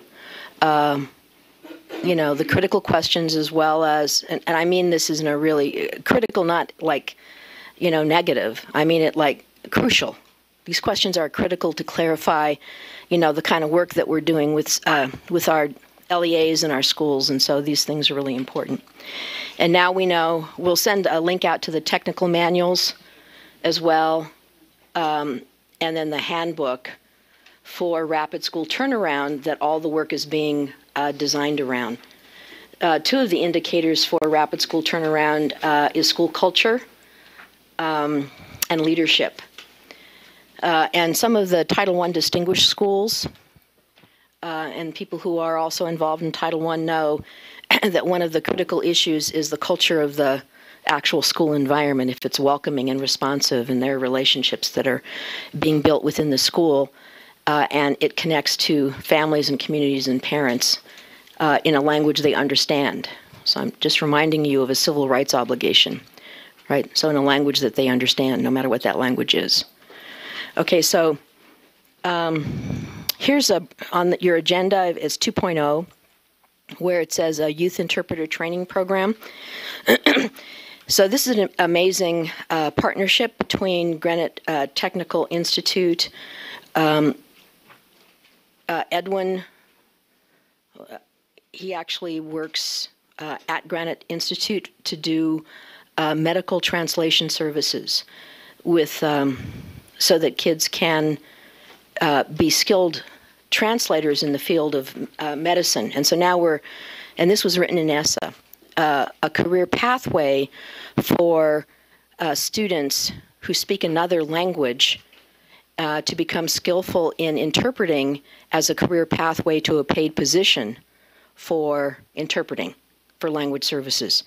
So this year our pilot project, it's called the Youth Interpreter Training Program. I'll send out the actual data so you can look at it. And this was at Cottonwood. We had 9 seniors, 9 juniors, 4 sophomores, and they were trained as translators.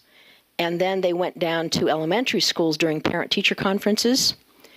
And actually, and of course there was the the whole privacy issue, and if a parent wanted, you know, a high school student, all those kinds of things. But I'm going to tell you the languages that were used. Arabic, Masalit Arabic, Somali, Swahili, Arabic Darfur, Arabic Turkish, Tigrinya, Nepali Hindi, Dari, Pashto, Burmese, and French. So all those languages were used with parents of high school trained translators in an elementary school. This was a pilot project, and the outcomes were really amazing based on the feedback from the teachers as well as the parents. We're looking for another pilot, some other pilot places. We would actually pay and provide. You would have to identify. So I'm just going to tell you what you would identify and then how we would organize this. Actually, I think I did this with Salt Lake, and I think we've identified the east feeder pattern. So you have to think of, so Peggy, do you want to talk about the things that we considered when we decided that it would be east? One reason is I know that, probably one of the best English language arts teachers I've ever seen in my entire life, Rebecca Richardson, teaches at East, and she knows 3 languages, Spanish and Swedish as well as English, and she has great relationships with refugee kids as well. Yeah. So we just talked about as Christelle said, the feeder pattern, and where this building that community and the trust issue is really helpful. So we would have those students at East then be going down to schools that they had previously attended in, maybe, hopefully, and then that community building and the trust level that would be established. And then they also can see that they've got some resources. For me, some of the things that came up when we started the initial conversation. Yeah, and I think the other thing is thinking about a pathway for the middle school kids at Glendale, like when they do come to East, and then training the adults to replicate the program. We have someone identified in Granite who will be taking over from Edwin. So it would be a trainer of trainers, and then from the school, it's actually state activities fee, which is not that much money, but there would be stipends in relationship to the training of the bilingual teachers who then become trained to train the students in all these multiple languages. So if you're interested, on the back, you should also say, that your district is interested. It doesn't have to be, refugee languages, obviously. I mean, it could be Spanish, which would really be important. So you just let me know, and think about a feeder pattern, and think about a teacher who's bilingual, that would be interested in being trained, and then a group of students. And if you notice, we had seniors, juniors, and sophomores. We didn't take freshmen. And there was a pre-test, a post-test about the experience. There was proficiency levels. So it really helps emphasize the value of heritage language and your family language, right? So we don't want people to lose their family languages, right? We want them to actually use their languages, just like we want the increased biliteracy seal. Later on today, there's someone from, I think, Mississippi. It might be Mississippi or Minnesota or somebody is calling me because when I was at a national meeting, I said, this is the first year that we've had 6 Navajo students who were awarded the biliteracy seal. So we should be proud because I think we're probably, one of the few states in the entire country where we have biliteracy seal in indigenous languages. And so we're working on that so that it would also include refugee languages. So the students here would be great candidates, right, for getting a biliteracy seal in their own version of Arabic or, Korean or anything like that. Deb. So did you say there was state funding to pay for these students to be trained? Not for the students. We can't use students, but it would be for the teachers. Because remember, you have to have a bilingual teacher who's willing to be a trainer. We're having the trainer train those teachers, right? And then identify a group. But remember, you have to think really strategically in relationship. One of the reasons why we picked East, because I know Highland was really interested in it, was that East has parent-teacher conferences and things on the west side. They're not just like an east side school that doesn't have the connection to the community in the west side. So you have to think, like which feeder pattern in the high school, and then think about the middle school kids who speak a different language that we could start, supporting for the biliteracy seal and then being trained as a translator. One of the translators here ended up getting, I think it was a senior, ended up getting hired by, the refugee, one of the resettlement agencies. So the teachers train the students to be the translators then? Yeah. So the state trains the teachers train the students? Yes. Okay, thank you. Teacher, do they have to speak the language or can it be? Okay. No. So one of the requirements, and this is from the person who's teaching the actual medical translation training, is to really understand the issues related to translation. You have to actually speak another language. Mm-hmm. So, and he won't train anybody unless they're bilingual in another language. So the teacher that I suggested, as I said before, in East, she speaks Spanish and she also speaks Swedish, or Finnish, Swedish, which is her home language. And of course, she's, an amazing English teacher. So, but the requirement is for you all to think about a teacher who would really be incredibly interested and is bilingual and understands those issues and could be trained in the summer for one day by Edwin, and then we would have a series of pilot programs. So we already have one that we're going to start at East, and I just need you to tell me, but you have to think about, who you would identify. That means you have to actually know which teacher, preferably at the high school level. We actually have Oscar is at the district ed equity department, right? It's Jose. Okay, great. So do you see, I'm just asking you to be strategic in thinking about, because I just happen to know these people, particularly at East, because I know her. But I don't know other people who are teachers who are bilingual and have a great relationship with refugee and minority communities. You have to pick someone who has, has great skills with kids and families. You can't, this is not about getting paid to be trained as a translator. It's not about that, because it won't work. Yeah, Wade. So how many hours was this training, and does the state have certain requirements that they've set that say students would have to go through this type of a training in order to be able to do that? Yeah. Well, we don't have requirements, but remember, this is a pilot program, right? So it's a pilot program based on the way in which he teaches the class that's organized for medical translation. Do you want to say anything about the way Granite IT does that? We need a...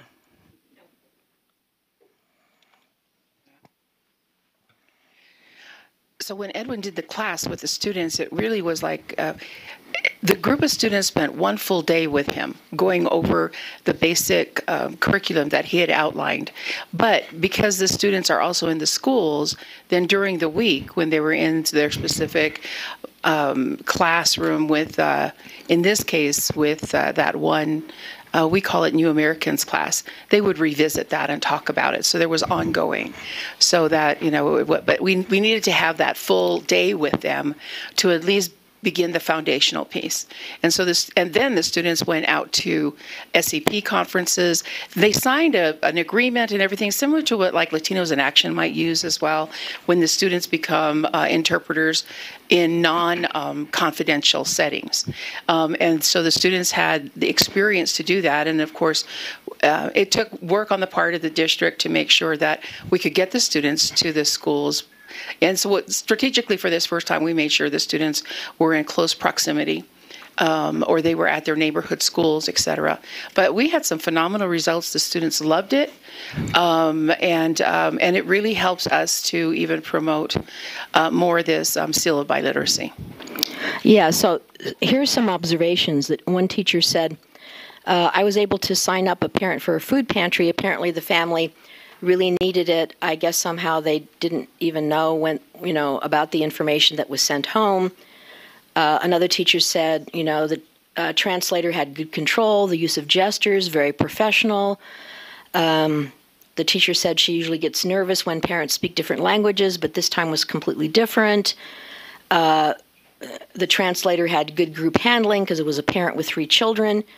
So do you see the leadership? You know what I mean? You see the development of the leadership and honoring the family language of a student. I mean, think about how many languages the kids helped the parents with. I mean, this is not happening anywhere in the country. So that's why I'm saying, this is a pilot. Next year will be a pilot. We don't have everything because we're going to continually get feedback. So nothing is like set in stone, but we're going to use Edwin to train someone that you identify. And that teacher obviously will get a stipend. It'll be a day training in the summer. And then you can think about the fall. So a lot of it's going to be on you. That's why you have to think about it very strategically. Even if you use, you have students who are taking a class, Latinos in Action, you might go there first. I mean, I don't know. This is about what you all need. Yeah. So the reason I was asking is because with our OCR compliance agreement, they agreed that we could use our Latinos in Action students as long as they had been trained. And so in Latinos in Action, they do train those kids. And now we don't have the diversity of languages like Granite does. It's pretty much Spanish in our district. But we have Latinos in Action. Kids go down to the elementary schools. It's the most amazing thing to watch them. They're so professional as they go out and interpret for SCP conferences. To me, it's just pretty cool activity for them. Now, so this is a really important resource instead of always, we where you go sometimes, there are people who always use deficit language. Okay, so we need to actually get rid of that. This doesn't help. It doesn't help families. It doesn't help the kids at all. And so using Latinos in Action and creating a leadership group. You know, I said to one group, I think it was at Jordan when we were with parents, and there were some parents there that weren't parents of English learners, which I never quite understand, but there's no reason why we don't have multilingual students who have a pathway to becoming teachers. I mean, like, you realize there's no reason for that. We have to figure out how we're going to do it. And this is one step, right? Is when you really provide those opportunities and those environments where kids feel a sense of leadership, commitment, pride, you know, in the work that they're doing for their family, their community, and for their education. And now they're, you know, the opportunity, you know, translators of really diverse languages, you know, they get paid $200, $300, and, you know, sometimes an hour. So this is a really important career pathway, and that's the way we should think about it, right? We're developing a career pathway to maximize the assets and resources of the languages that we have in our community. So thanks, Wade, for sharing that. Any other questions about? Now remember, you're going to think really strategically, and even if you can't do it today, then you're going to send me an email and say, oh, we think this teacher, you know, we think this feeder pattern. Okay, and then I'll send out a date when we talk with Edwin about the training. It'll be a day-long training. The person you identify will be, and remember, it has to be a high school, just so you're clear, it has to be a high school student, and the kind of translation work they're doing is for families and communities with elementary. Right, because you know what I'm saying? You don't want those, like high school kids translating for parents of high school students or middle school. You don't want that. Yes. You said that it would take about a day to train the teachers, but how long do they need to train the students before they're ready to translate? It was a day. It's a day. And remember, there has to be some kind of connection within the school community, right? Maybe the Latinos in Action teacher. I'm just giving you a suggestion, because it's not me making rules about what you want to do. You have to figure out, you know, strategically what's going to be the best. Yeah, and just create opportunities for the students to practice, you know, so they feel comfortable about it. And then when they go to SEP conferences, they're familiar with SEP conferences. They've just never been that interpreter there. So, and the kids they're easily. They worked really well through it. I mean, I think we might have some assumptions that, well, it might be a little difficult for them or whatever. Really great. But they picked it up really well. And, you know, once again, they're BICS. A lot of this is a BICS opportunity for them, you know. Right. Anyway. The other thing is, so I don't want to get your hopes up, but when I actually shared this with the legislative analysts on that side of the building and other people who are kind of assistant superintendents and deputies, and I did it with Sid as well. You know, the data, when I gave it to them and showed them, and I'll send this out to you, was so impressive, not to mention the number of languages, is that Jeff, and I'll have him come like before the legislative session next year, he's thinking of actually designing and us writing a possible bill, getting someone to sponsor a bill for increased funding for the training of certified translators program. So thanks to Cottonwood, to Granite, and to Charlene and all the work that they did, and all the resettlement agencies that I work with. You know, pretty impressive. Any other questions about that? Okay, so then let's look at 3.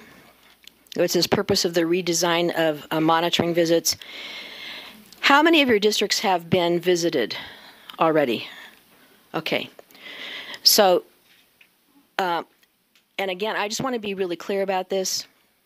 The reason it was designed to create feedback in a feeder pattern was we didn't, and I talked to Salt Lake a little bit about this, about support for TSI, because I know we're all, well, maybe you're not stressed out about it, but I'm kind of stressed out about it in relationship to how I can support you with technical assistance. That the question the peer reviewers said was, how is the SEA, how is the state agency going to support LEAs in looking at actual practices that ensure that English learners have access to grade level content. Okay, so that's why and when we submitted the plan, we redesigned monitoring program so it wasn't on a 5-year rotating basis with looking at files or whatever. I mean, I don't know. But we tried to, across the agency, get people in content areas, and you would identify, whatever the feeder pattern was and, that kind of thing. So you have a lot of control over this, to get feedback with commendations. Because if there is a great teacher in a school, then how come we're not honoring that teacher? I mean, how come those practices aren't across the school? In Davis, I saw one of the most amazing math teachers I've ever seen in a Title I school that just got out of turnaround. It's just unbelievable. And a kindergarten teacher who also asked really high-level questions of kindergarten kids. Well, how did you get that number? Tell me why that number and not this number? This is kindergarten.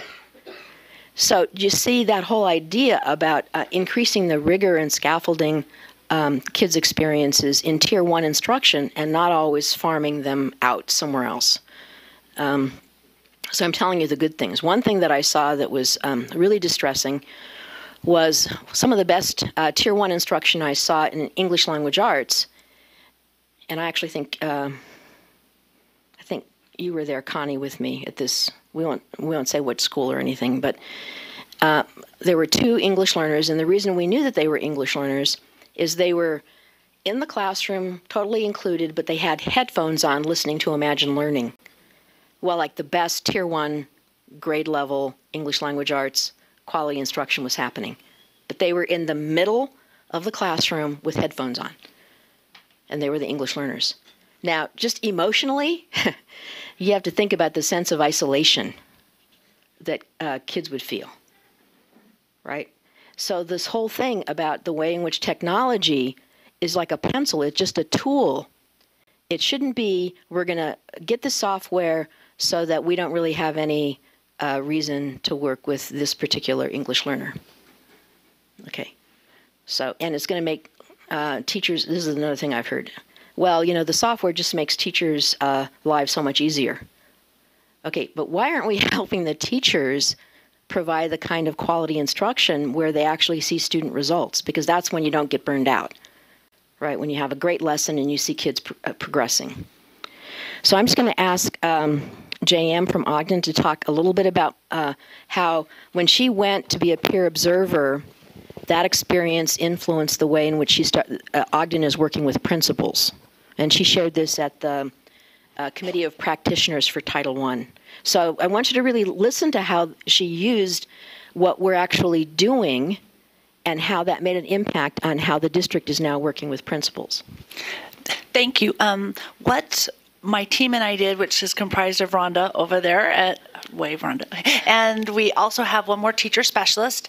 We took our Title III monitoring self-assessment tool, and then I also pulled all the performance data from Data Gateway and other resources in WIDA, and we as a team comprised what we called a data dashboard with a focus of EL students. And then we went on a site visit to every single principal and met with them and showed them their data dashboard and looked through that. But then we also discussed the self-assessment tool and asked them to meet with their teams, review it, and complete a self-assessment of where they felt they were. And then we combined all that information along with what we had seen as a district to rate ourselves as a district where we were. And then we didn't stop there. We also looked at their school plan and saw where there were focus of instruction of how to help our EL students be successful in their classrooms, discussed that, and then at those site meetings, my teacher specialist team, we offered support to come and help do observations, that type of thing. We also shared the observation tool that's used during the site visits because it's an excellent tool for them to look at to see any type of instruction of Tier 1 in their classrooms. And so many of the principals started utilizing elements of that observation tool in their observation documents and in their PD, but we didn't get a lot of takers on come and help us. So then when we did a district-wide follow-up PD, looking at the data, looking at what they're observing in the classrooms, we asked them to do observations and come back with their ICs. Rhonda and Estrella led a fantastic PD on that. And then we asked them again how we could support and help them. And that's when they started asking for Rhonda and Estrella and my team to come in with them as either admins or their assistants or their ICs and do observations across the whole school, so they got a sense of what their Tier 1 instruction looked like. And then what we've been utilizing our time, Estrella and Rhonda, because we meet frequently to analyze where we are, they have created a database off of the observations they've been doing and what they're seeing in all the classrooms. And then we're aligning everything. So when we have 1 identified state turnaround school, 2 identified CSI, 1 low academic performing, 1 graduation school. And so Estrella and Rhonda scheduled for a 2-week time period to spend 2 full weeks observing the instruction at the state turnaround school and also at our low academic Title I CSI performing school with their ICs, and have been meeting with their principals, sharing that data and their ICs, what they're seeing. That way, that can help in the plan. I'm also meeting with Estrella and Rhonda tomorrow. We're reviewing, I've met with all the TSI schools. We're going to differentiate our time. They're going to reach out to all the principals that have EL student groups identified.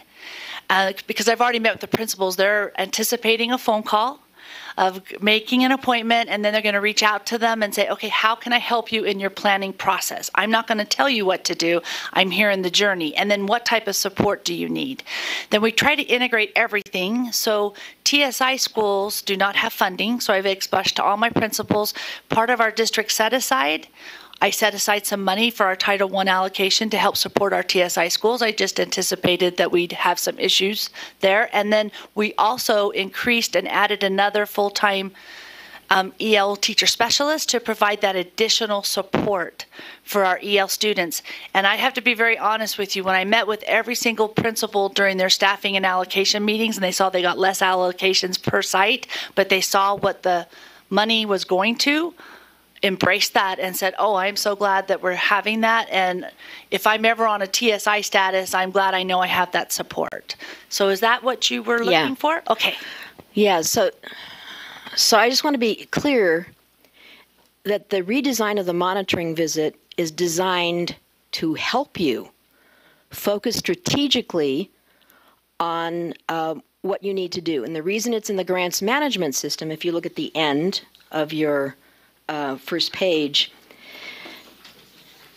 it's in the grants management system because that system isn't going to go away. I mean, I might go away, but it won't go away, right? That's the point. You actually look at creating sustainable systems that support the work that you do. Yeah. One thing I want to focus on is we wanted to take the tools that were going to be utilized during monitoring visits, and which is our high standard, and not make it a gotcha, because that's not what's intended. That's right. We wanted to inform the practice, and I have to be really honest, our district, we have a long way to go, and we recognize that. But the first step is to raising that expectation of this is the standard of what needs to be happening in the school. That's what that self-monitoring tool does. That's right. And it's okay where we're at in that. We just need to be aware and recognize that and identify that. And then we need to take purposeful steps and shared accountability as an entire school team, all the teachers in the school, and as an entire district of how we can help this and help our student group of our EL learners be successful and bridge that gap. Yeah, and I think that's the piece that's really critical. And if you look on the back of the second page, you know, the instructions for the pre-visit and guidelines for the visit, you know, I'm learning all the time. Every time I go to a district and all the teams, all the people, you know, come with me, and even in the middle of a snow blizzard, I want you to know that This was Jordan. Remember when they closed schools and it was that terrible day with all the snow and everything? Right before that day, when it started snowing in the afternoon, there were 50 parents with their little kids at Majestic Elementary.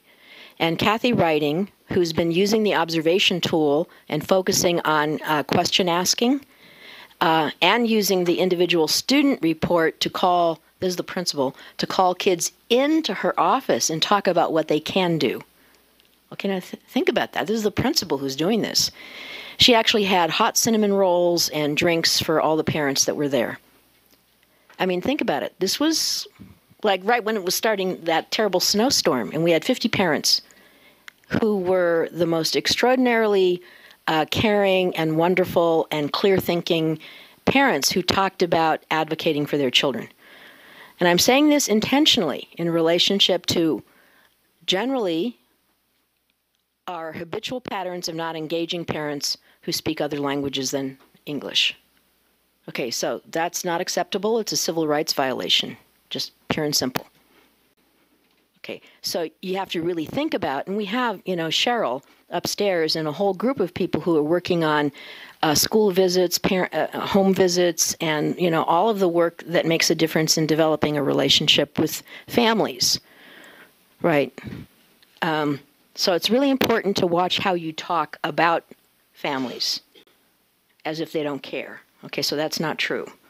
So you just have, and when you're in meetings, okay, you have to actually say that when other people are saying those things. You have to say something, right? That's what it means to be an advocate. And I'm going to ask Danelle to talk a little bit about how we need to be advocates in relationship to what happens at the board, at board meetings. So Danelle was in Ogden, so this is a nice follow-up from JM. Okay, so the Access Committee is actually an advisory committee for the state school board on issues of equity.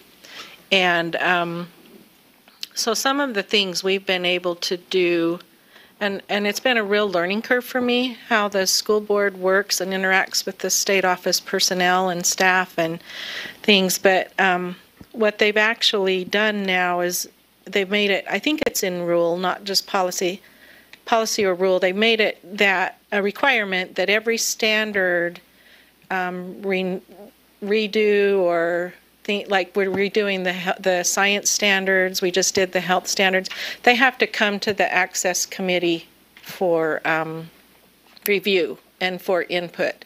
And that's a huge step that the school board is actually listening to the people on the committee. So on our committee we have 15 people total, but 5 demographic areas are represented, and then we have at large, which right now we've had the LGBTQ community, ESL, refugees, special ed, and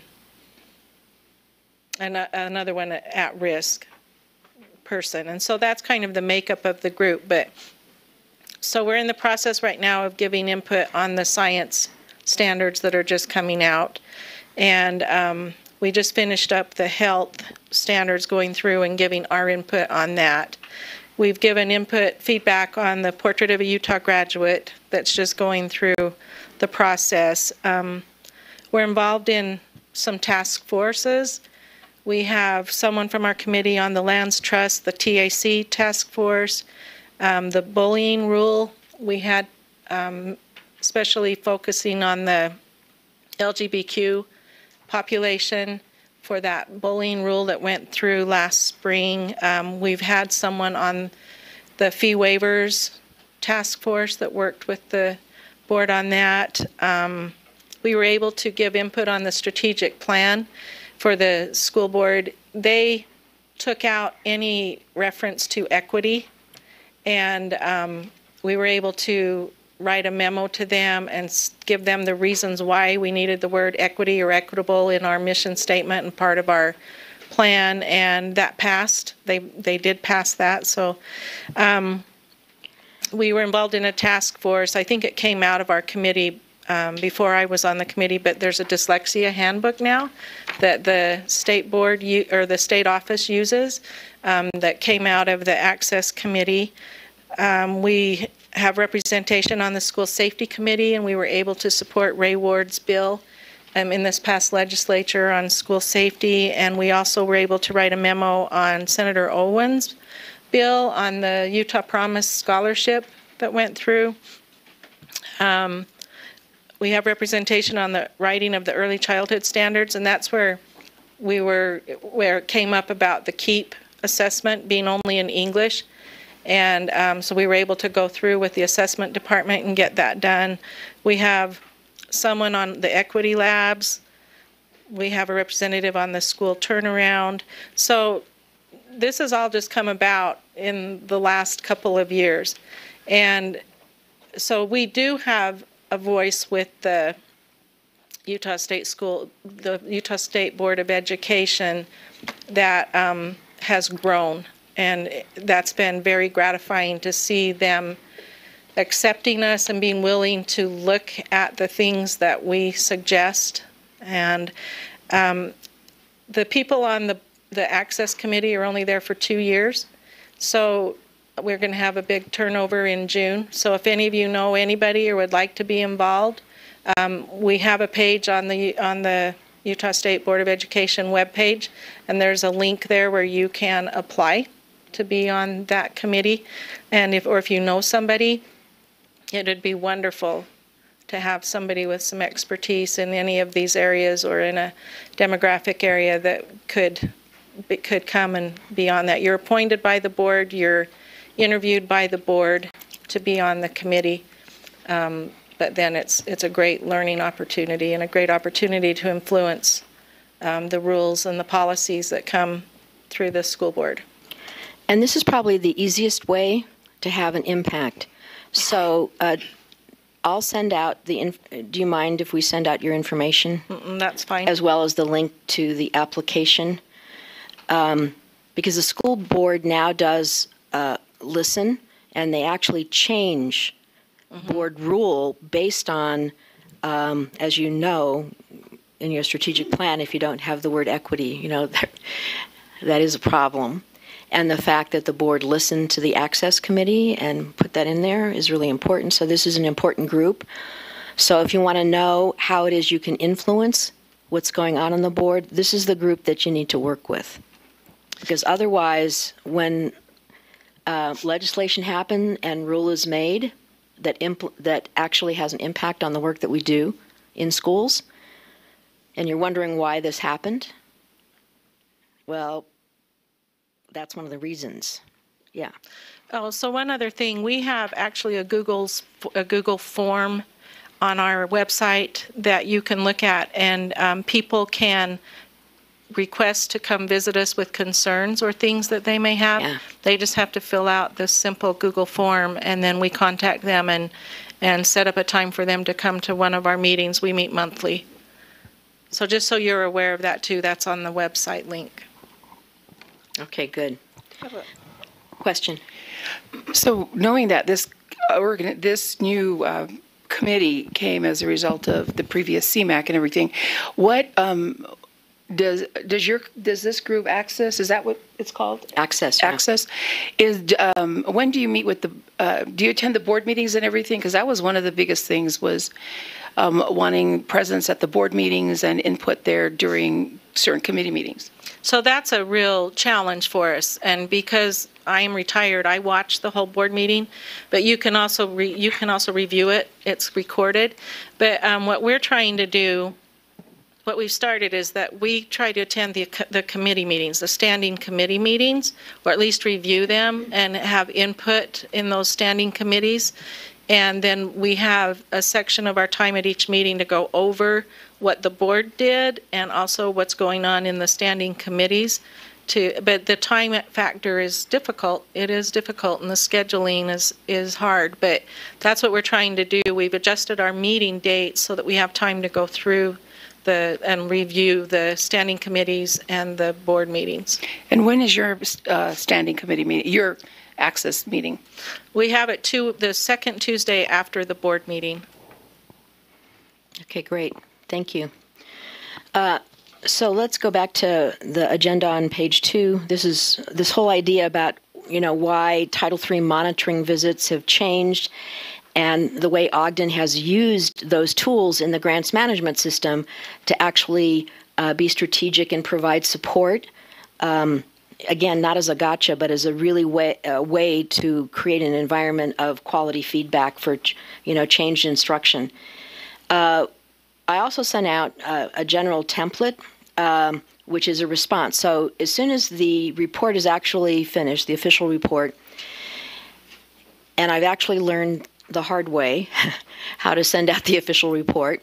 Usually I send it initially it was the superintendent and the ed equity or the ALS department, right? But then there was some weird thing and it didn't get sent out to everybody else.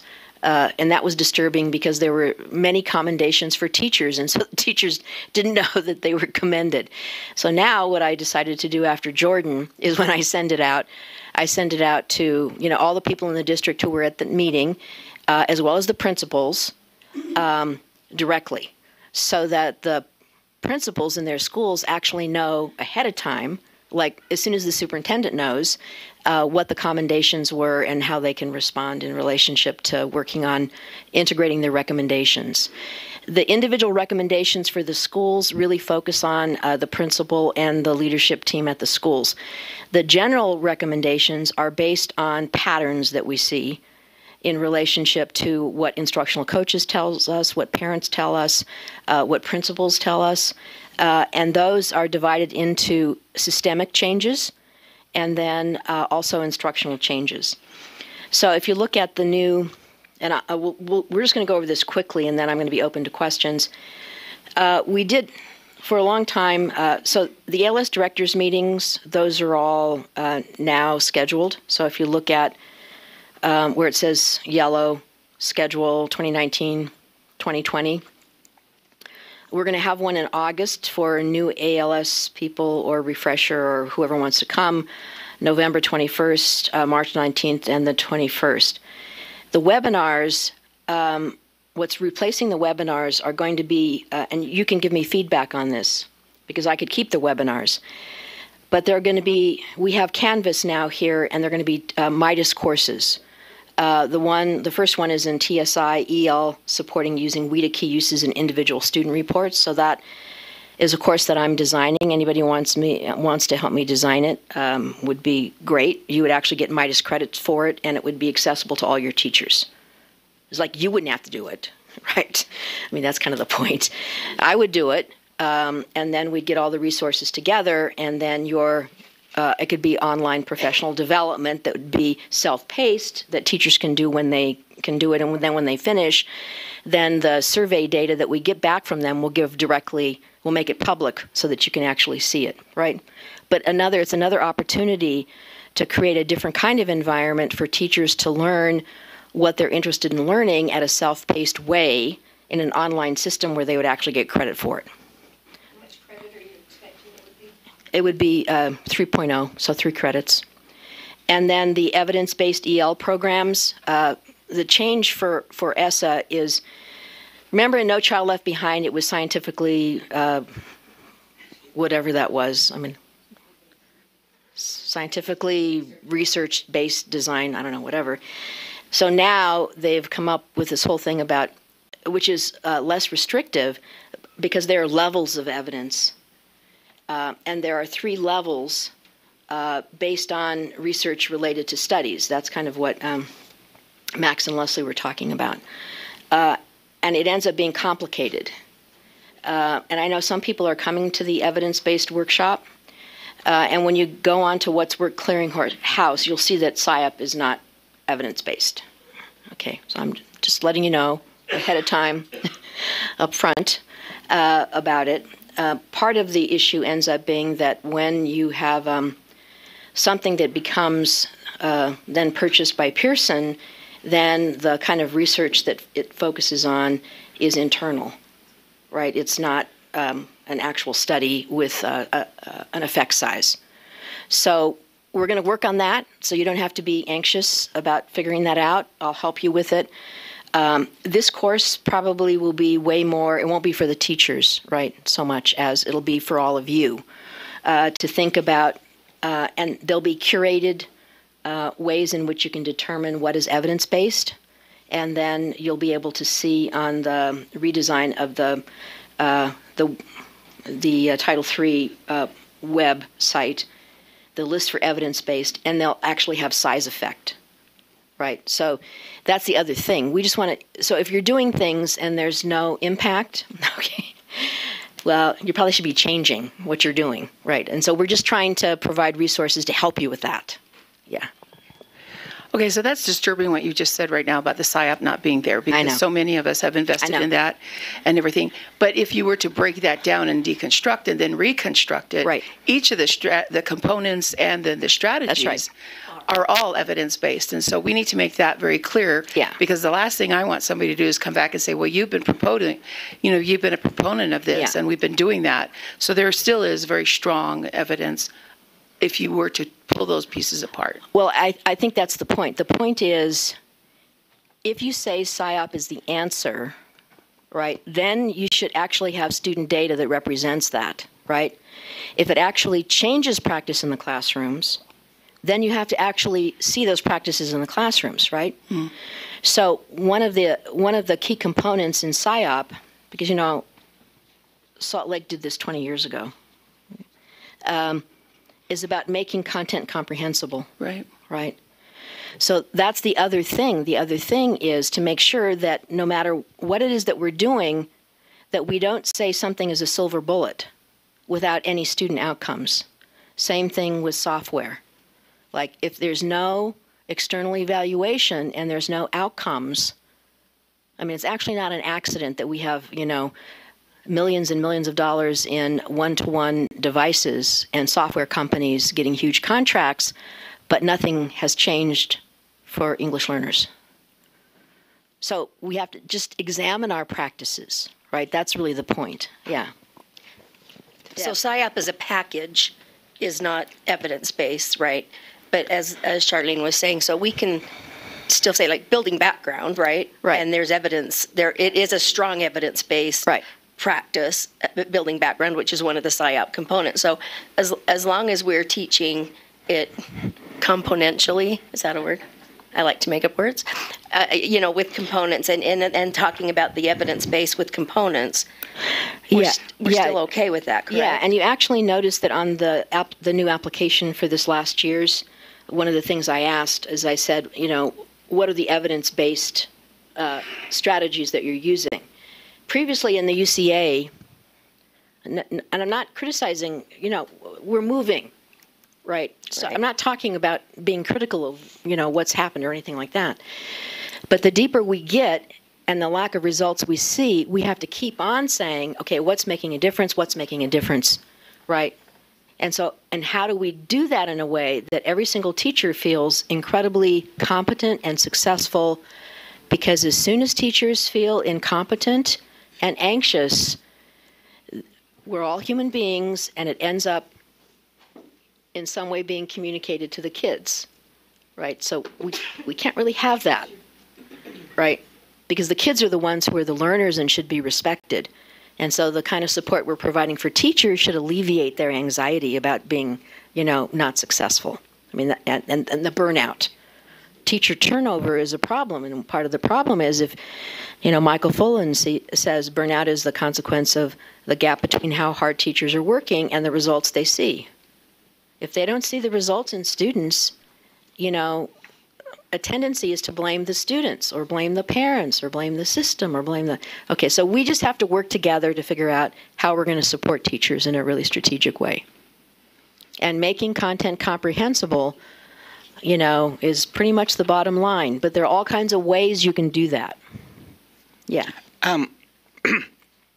You suggested for us to go to that, the evidence-based, and it's great. You guys, if you go to it, we went to it yesterday as a team, and it just opens your eyes to a different way to look at things in a way, and the resources that they give you of how to go about looking at them and what's available out there. So I just wanted to, you're talking about PSYOP, and as we looked at it, we were the same, PSYOP. But once Christelle told us a little bit about that, and then when we did go to the training, it really changed our view of how we were going to approach and look at things with our staffs. So I just wanted to talk about that training, and it's worth it to go to it. Yeah, and I'll make sure that all those resources that they had for the evidence-based training, because they have templates to help you, right, become skillful in analyzing what evidence looks like, right? So it is building your capacity to make better instructional decisions. That's really the point. Okay, other questions?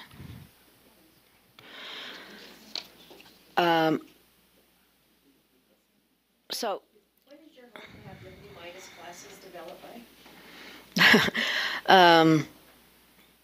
I don't know. Let's just make up a date. I don't know. Why don't we say June 1st? We'll just say June 1st. And also, Kim Fratto will help me with the evidence-based one because she's done all this really interesting work. Do you want to say what you've done with evidence-based? Because we don't want you to get anxious.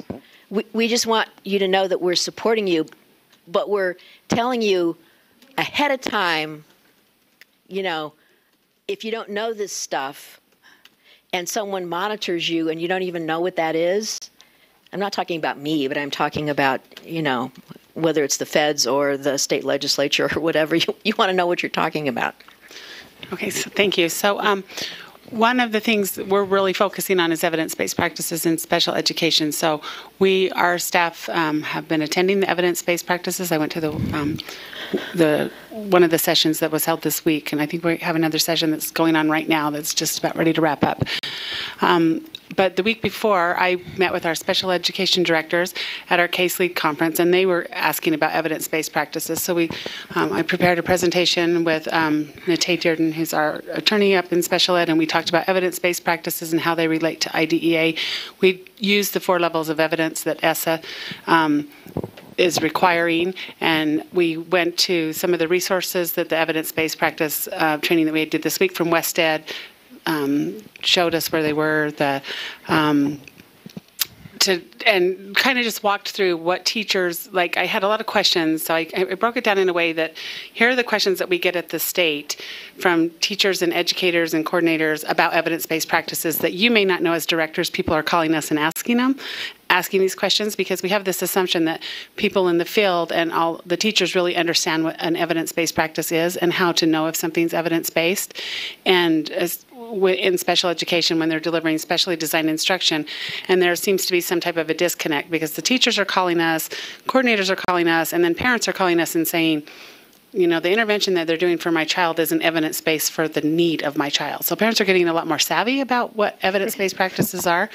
So we just kind of went through and talked about what Works Clearinghouse and some of the sites that you could go to look at what evidence-based really is and to make sure that the evidence-based, the practice or the intervention that you're using is evidence-based for the need of the child and how you can connect those. So that's kind of one of the focuses we're doing, and I think it was really helpful, and it's been helpful when we can connect teachers with those resources when they call us so that they know. And What Works Clearinghouse is great because I don't know, how many of you have been to that site? Okay, so you're pretty familiar with it. And it will list out, if something's evidence-based, if it's for a certain practice. And so I gave some examples of this has high evidence-based, but then I gave a reading example where this has a evidence-based, and it's really great for comprehension, but if you look, it's not good for vocabulary, phonemic awareness, all these other things. So if that's the intervention that a teacher's using and a parent's saying it's not meeting my child's need, if a parent comes in and says my child has dyslexia and this is not an evidence base for the what I think my child needs, there's that disconnect. And teachers need to understand to be able to look at that so that they can really talk to parents, meaningfully about what interventions that they can try. Because otherwise parents come in and they want a specific program. You know how that goes, and that doesn't always work. So anyway, that's what we're focusing on, and it's been helpful. What Works Clearinghouse? Yep. Mm-hmm. Yeah. And I think we have to make sure that you dig far enough into the What Works Clearinghouse website to get beyond just the intervention programs that they're talking about that are evidence-based? Because there's got to be evidence-based tier 1 instruction. It can't just stop at the intervention level, right? That's right. And so That's right. And I think we have to help teachers understand that it's not about evidence-based strategies, that teaching strategies that you're using in your class, but it's the overarching practice that guides those strategies that we're looking at for evidence-based, correct? Yeah. So I think that's the other. Go ahead, Kim. Okay. So yeah, that's a really good point. So when I was talking with the directors and did my presentation, I broke it down that here's evidence-based practices and here's evidence-based interventions and strategies. Yeah. And what's different about them, so that they could really distinguish that. Because like reflective practice is a practice, right? And it's really good for students and teachers, but then there are strategies that go with the actual teaching and the intervention. And some interventions are like, canned type programs where you have the program and then you have intervention strategies that you can use. You don't have to necessarily use a program. Not every intervention has to be a program. Another one that they gave us, you might want to check out, is evidence for ESSA. It's another. Yeah, that's a good one. It's a really good one to look at on the website. Evidence-based So evidence for practices ESSA. The West Ed training did for us. So thank you. Okay, and I think probably in August when we have we'll have you come back, Kim, and do that for like everybody, right? We'll have you actually do the presentation that you did with some adjustments, and then you and I will meet and see how we can design a course. We could probably do it pretty quickly. Yeah, because people are trying to make decisions, right, about their school improvement and their TSI and this. So if we could do it sooner than later, it would probably be helpful for everybody. Is that okay with you? Sorry to volunteer you, but Okay. Okay, other questions before we... If you're not on the school visit list, okay, you should come to me directly and say when you want to be on. I'm not the one who says... now you have to be on it this time. You just have to let me know. The other thing is if you've had a visit and it was a particular feeder pattern, it wouldn't be the whole team. But if you actually wanted to come, it's not like I'm charging you for being a consultant, It's like I'm slave labor. You can just ask me.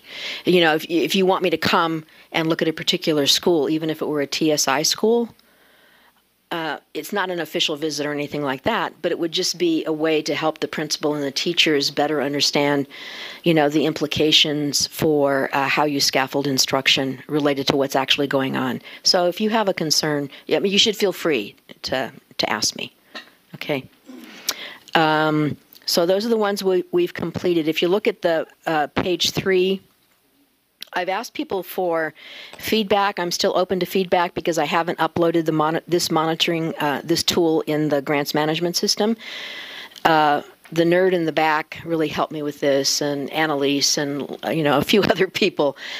But I actually found out that people trying to figure out how they're going to respond to the feedback in the visit was really challenging if they didn't have a template, if they didn't have something that they could actually use, right? So 30 days after, and the reason it's beginning April 1st is because it is now a function in the grants monitoring system. And I know the grants monitoring system is a challenge for, all of us. We just have to get used to doing it. It's even hard to find where your plan has been uploaded. You have to go into monitoring, and then you have to go to grants, and then you have to go to site visit, then you have to go, to actually see it. Once this is solidified, because I'm open for anyone afterward to say, this might be better, then what you would do is you would just fill it out, and it's respond to the recommendations as an addition to your annual Title III ESSA plan, which you could integrate. See, the reason this is important is, if you're identified as TSI and then you look at the recommendations, then you could actually think about how that would be a basis for your plan, right? You don't have to reinvent something because you would actually have the data already there, and the school report card as well, and the other schools. And then, so this supports your Title III funding application for the next fiscal cycle. So it would be the date of the USBE visit, the date you received the report, the date you disseminated your plan to stakeholders. Actually, I revised it, so I'm going to send you the new one. And you would say, how did you disseminate? You know, when and how did you disseminate it? And the reason I'm saying this is sometimes people, their decisions made in assessment departments and with assessment directors, and then sometimes that's not really communicated like across the district. And so then people don't know what's going on, and it's distressing if you don't know, you know, what's happening. So we're just trying to figure out a systematic way to ensure that there's communication across, you know, everybody who's involved in working with students, which includes the business administrator, you know, and the one who are, some of you don't have control over your Title III budgets, which is hard for me to understand, but some of you don't. Somebody else has control over it. You see what I'm saying? So I think especially, again, if you're in charters and your board has no idea about the Title III funding, but then you're being held accountable for all this stuff, then you actually should know how the money is being used, right, and not have somebody else decide. And it's summarized. So that's the other thing. I mean, so you have parents who came, and you know, now how are you gonna say to them, this is the feedback we got, and now this is how we're going to respond. Right? You have to keep the parents included in the loop, and you can do this however you want. I put 4 general recommendations, and the first one is systems change. You have to pick, and you can pick a section of it because the recommendations are pretty hefty in relationship to working across your agency, and then quality instruction recommendations. And then at the bottom, you know, what's your reasoning? So it would be connected probably to TSI, to data. I mean, you are the ones who are making the decisions. I'm not telling you, you know, which recommendation you should respond to. And you could use this as a part of your plan, right? If you're in TSI and they're for EL. So I'm just trying to give you a tool to help you think through what you can actually do in relationship to the feedback that you got, right? I'll just give you a concrete example. So systems change, here was one. It was about, and this came from a group of principals at a focus group. So when districts implement initiatives and they expect the principals and teachers to do it, but those initiatives aren't really evaluated for effect, okay, so that doesn't help because everyone is overwhelmed. So like the teachers are trying to figure out, okay, so these are, you know, 5 initiatives and, you know, this is what I'm being held accountable for, but then there are no results for the students. So it's good if the districts decide, okay, let's look at the data, let's evaluate the language program, the interventions and services, and see which has the most impact, right? And then take those other things off people's plate so they can do something well that actually has an impact on students. See, that's the only reason I'm helping you try to do this. See, because then if you write it down and you upload it into your system, then you can keep track of what you're doing, whether it's TSI or CSI or, you know, whatever it is. So any comments about, I mean, I'm very open to feedback. It's not like it's up there yet. And if you want me to come and meet with you individually, I met with Salt Lake and we kind of went over this. I'm happy to do that, to help you think strategically through, you know, how it is you can get all the people at the district level on the same page. Because, you know, if you're isolated by departments and you have no influence over the decisions, you know, that's not really very good. I'm just trying to give you a tool to help you do that. Yeah. I just want to say that with the new report card or accountability report, with ESSA and how it was crafted and everything, there's so many tools now that help us to leverage that discussion. That, you know, I'm just really excited that there are a lot of things that are coming together. So, and I know you had a great hand in that. So thank you for that. Oh, thanks. It's just like an old dog doing the same thing over for 50 years, you know, it's the same thing. But this is and part of it is because, you know, of all of you. I mean, you know, if I didn't have you as colleagues, we wouldn't be able to make a difference at all. So, okay, and so then the next, any other comments about this? the digital teaching and learning technology group have twisted my arm in coming and talking to the vendors. Okay, it's like, kill me now. So I've tried to help them understand the implications. You know, in your contract, we have to actually hold people accountable for the money they're getting in those contracts. So if you haven't seen the contracts for what they're supposed to be providing for you, you should look at them. Because if they're not providing the kind of data that has an impact on building the capacity of the teachers to support instruction, then you shouldn't be paying them. Okay? So I'm going to try to talk to them about this. There's more money being put into digital teaching and learning again. But the question is, if the only thing you see in classrooms is kids on computers and no instruction and no relationship. I'll just give you a concrete example of one district. So this is very rural. So this is in Vernal. So there was a good friend of mine, a principal, and she was totally stressed out because when she was looking at dibbles and WIDA scores, the kids were not progressing, like at all. At all.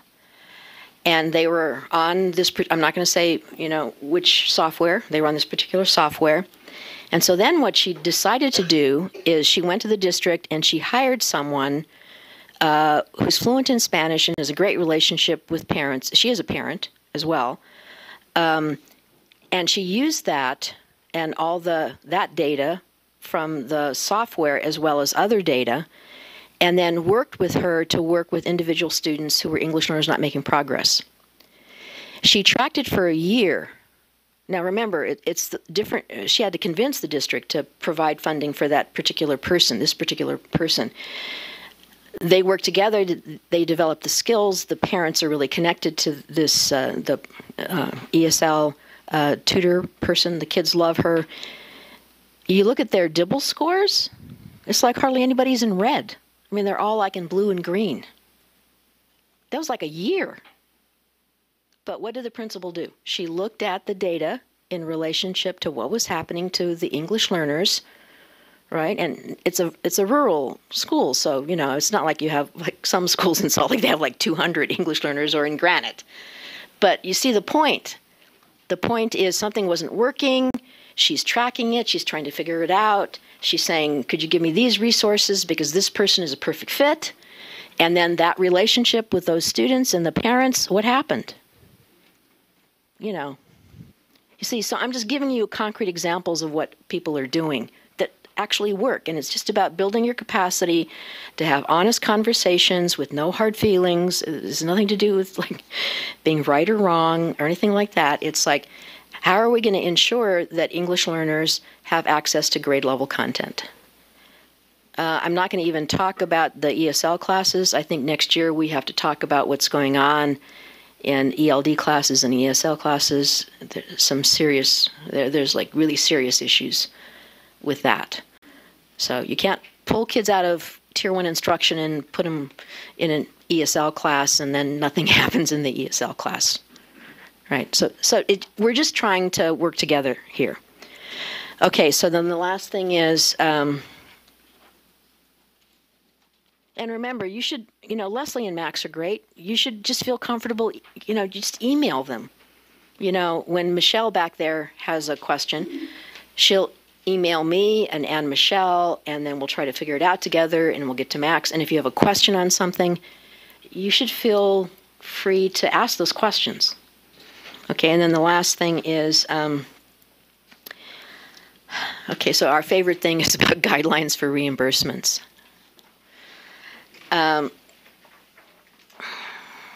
Okay, so I'm trying to remind people, and it's a challenge because I don't know who has control of the budgets. But on the back side, where it says Utah State Board grant reimbursement schedule, the goal is to to ask for reimbursements based on your plans related to student outcomes, right? So, because this is supplemental funding. Title III is supplemental funding that is supposed to be braided with, Title I funds, because Title III accountability is now in Title I, with state at-risk monies. You know what I'm saying? But the question is, if funds aren't spent by the September deadline,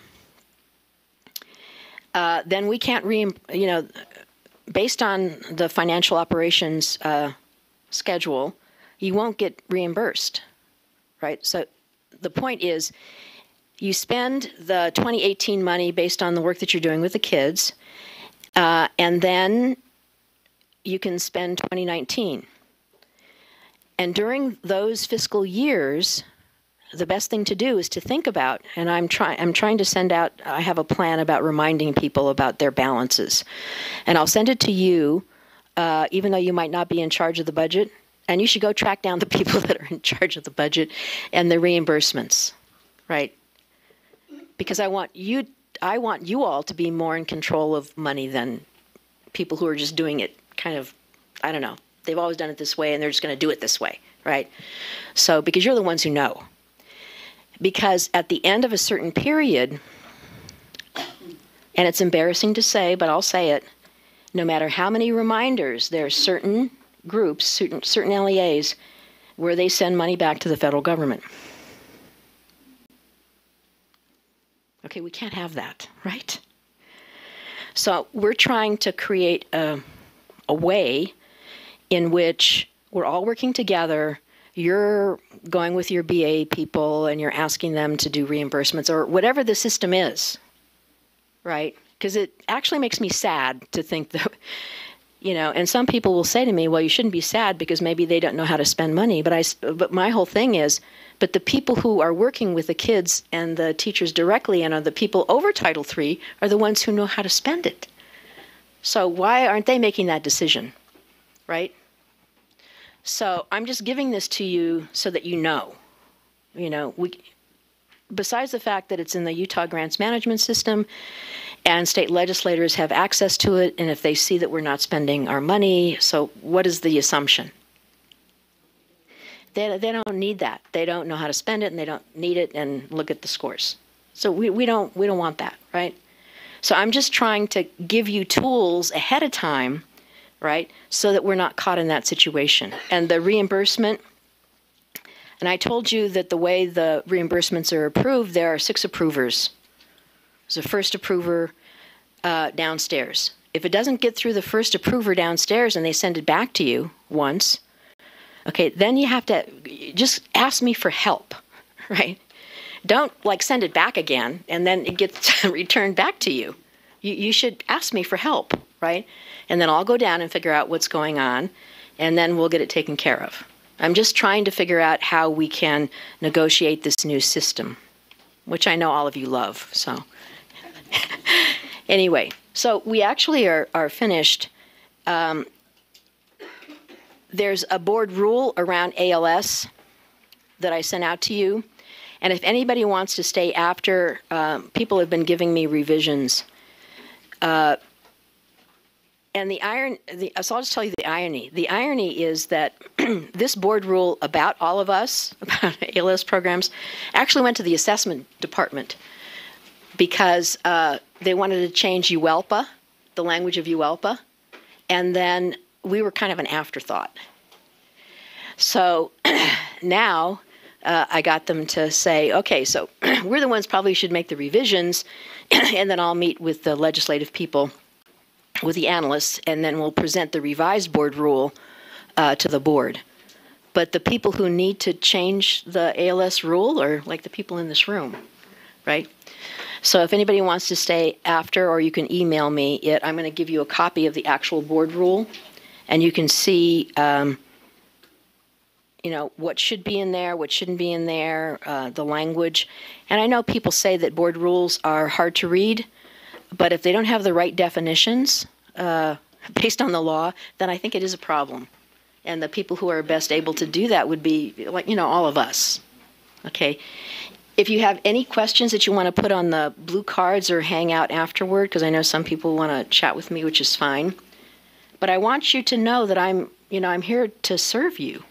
I mean, that's really the point. You should be asking me for help. It's not like I have any ideas about you or think bad things about you. That doesn't make that's kind of weird. Okay, so any other comments or questions?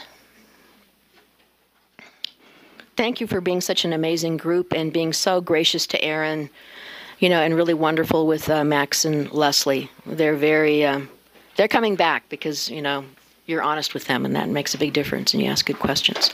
Okay, so I'll see you in August, or before if you want to call me. Okay?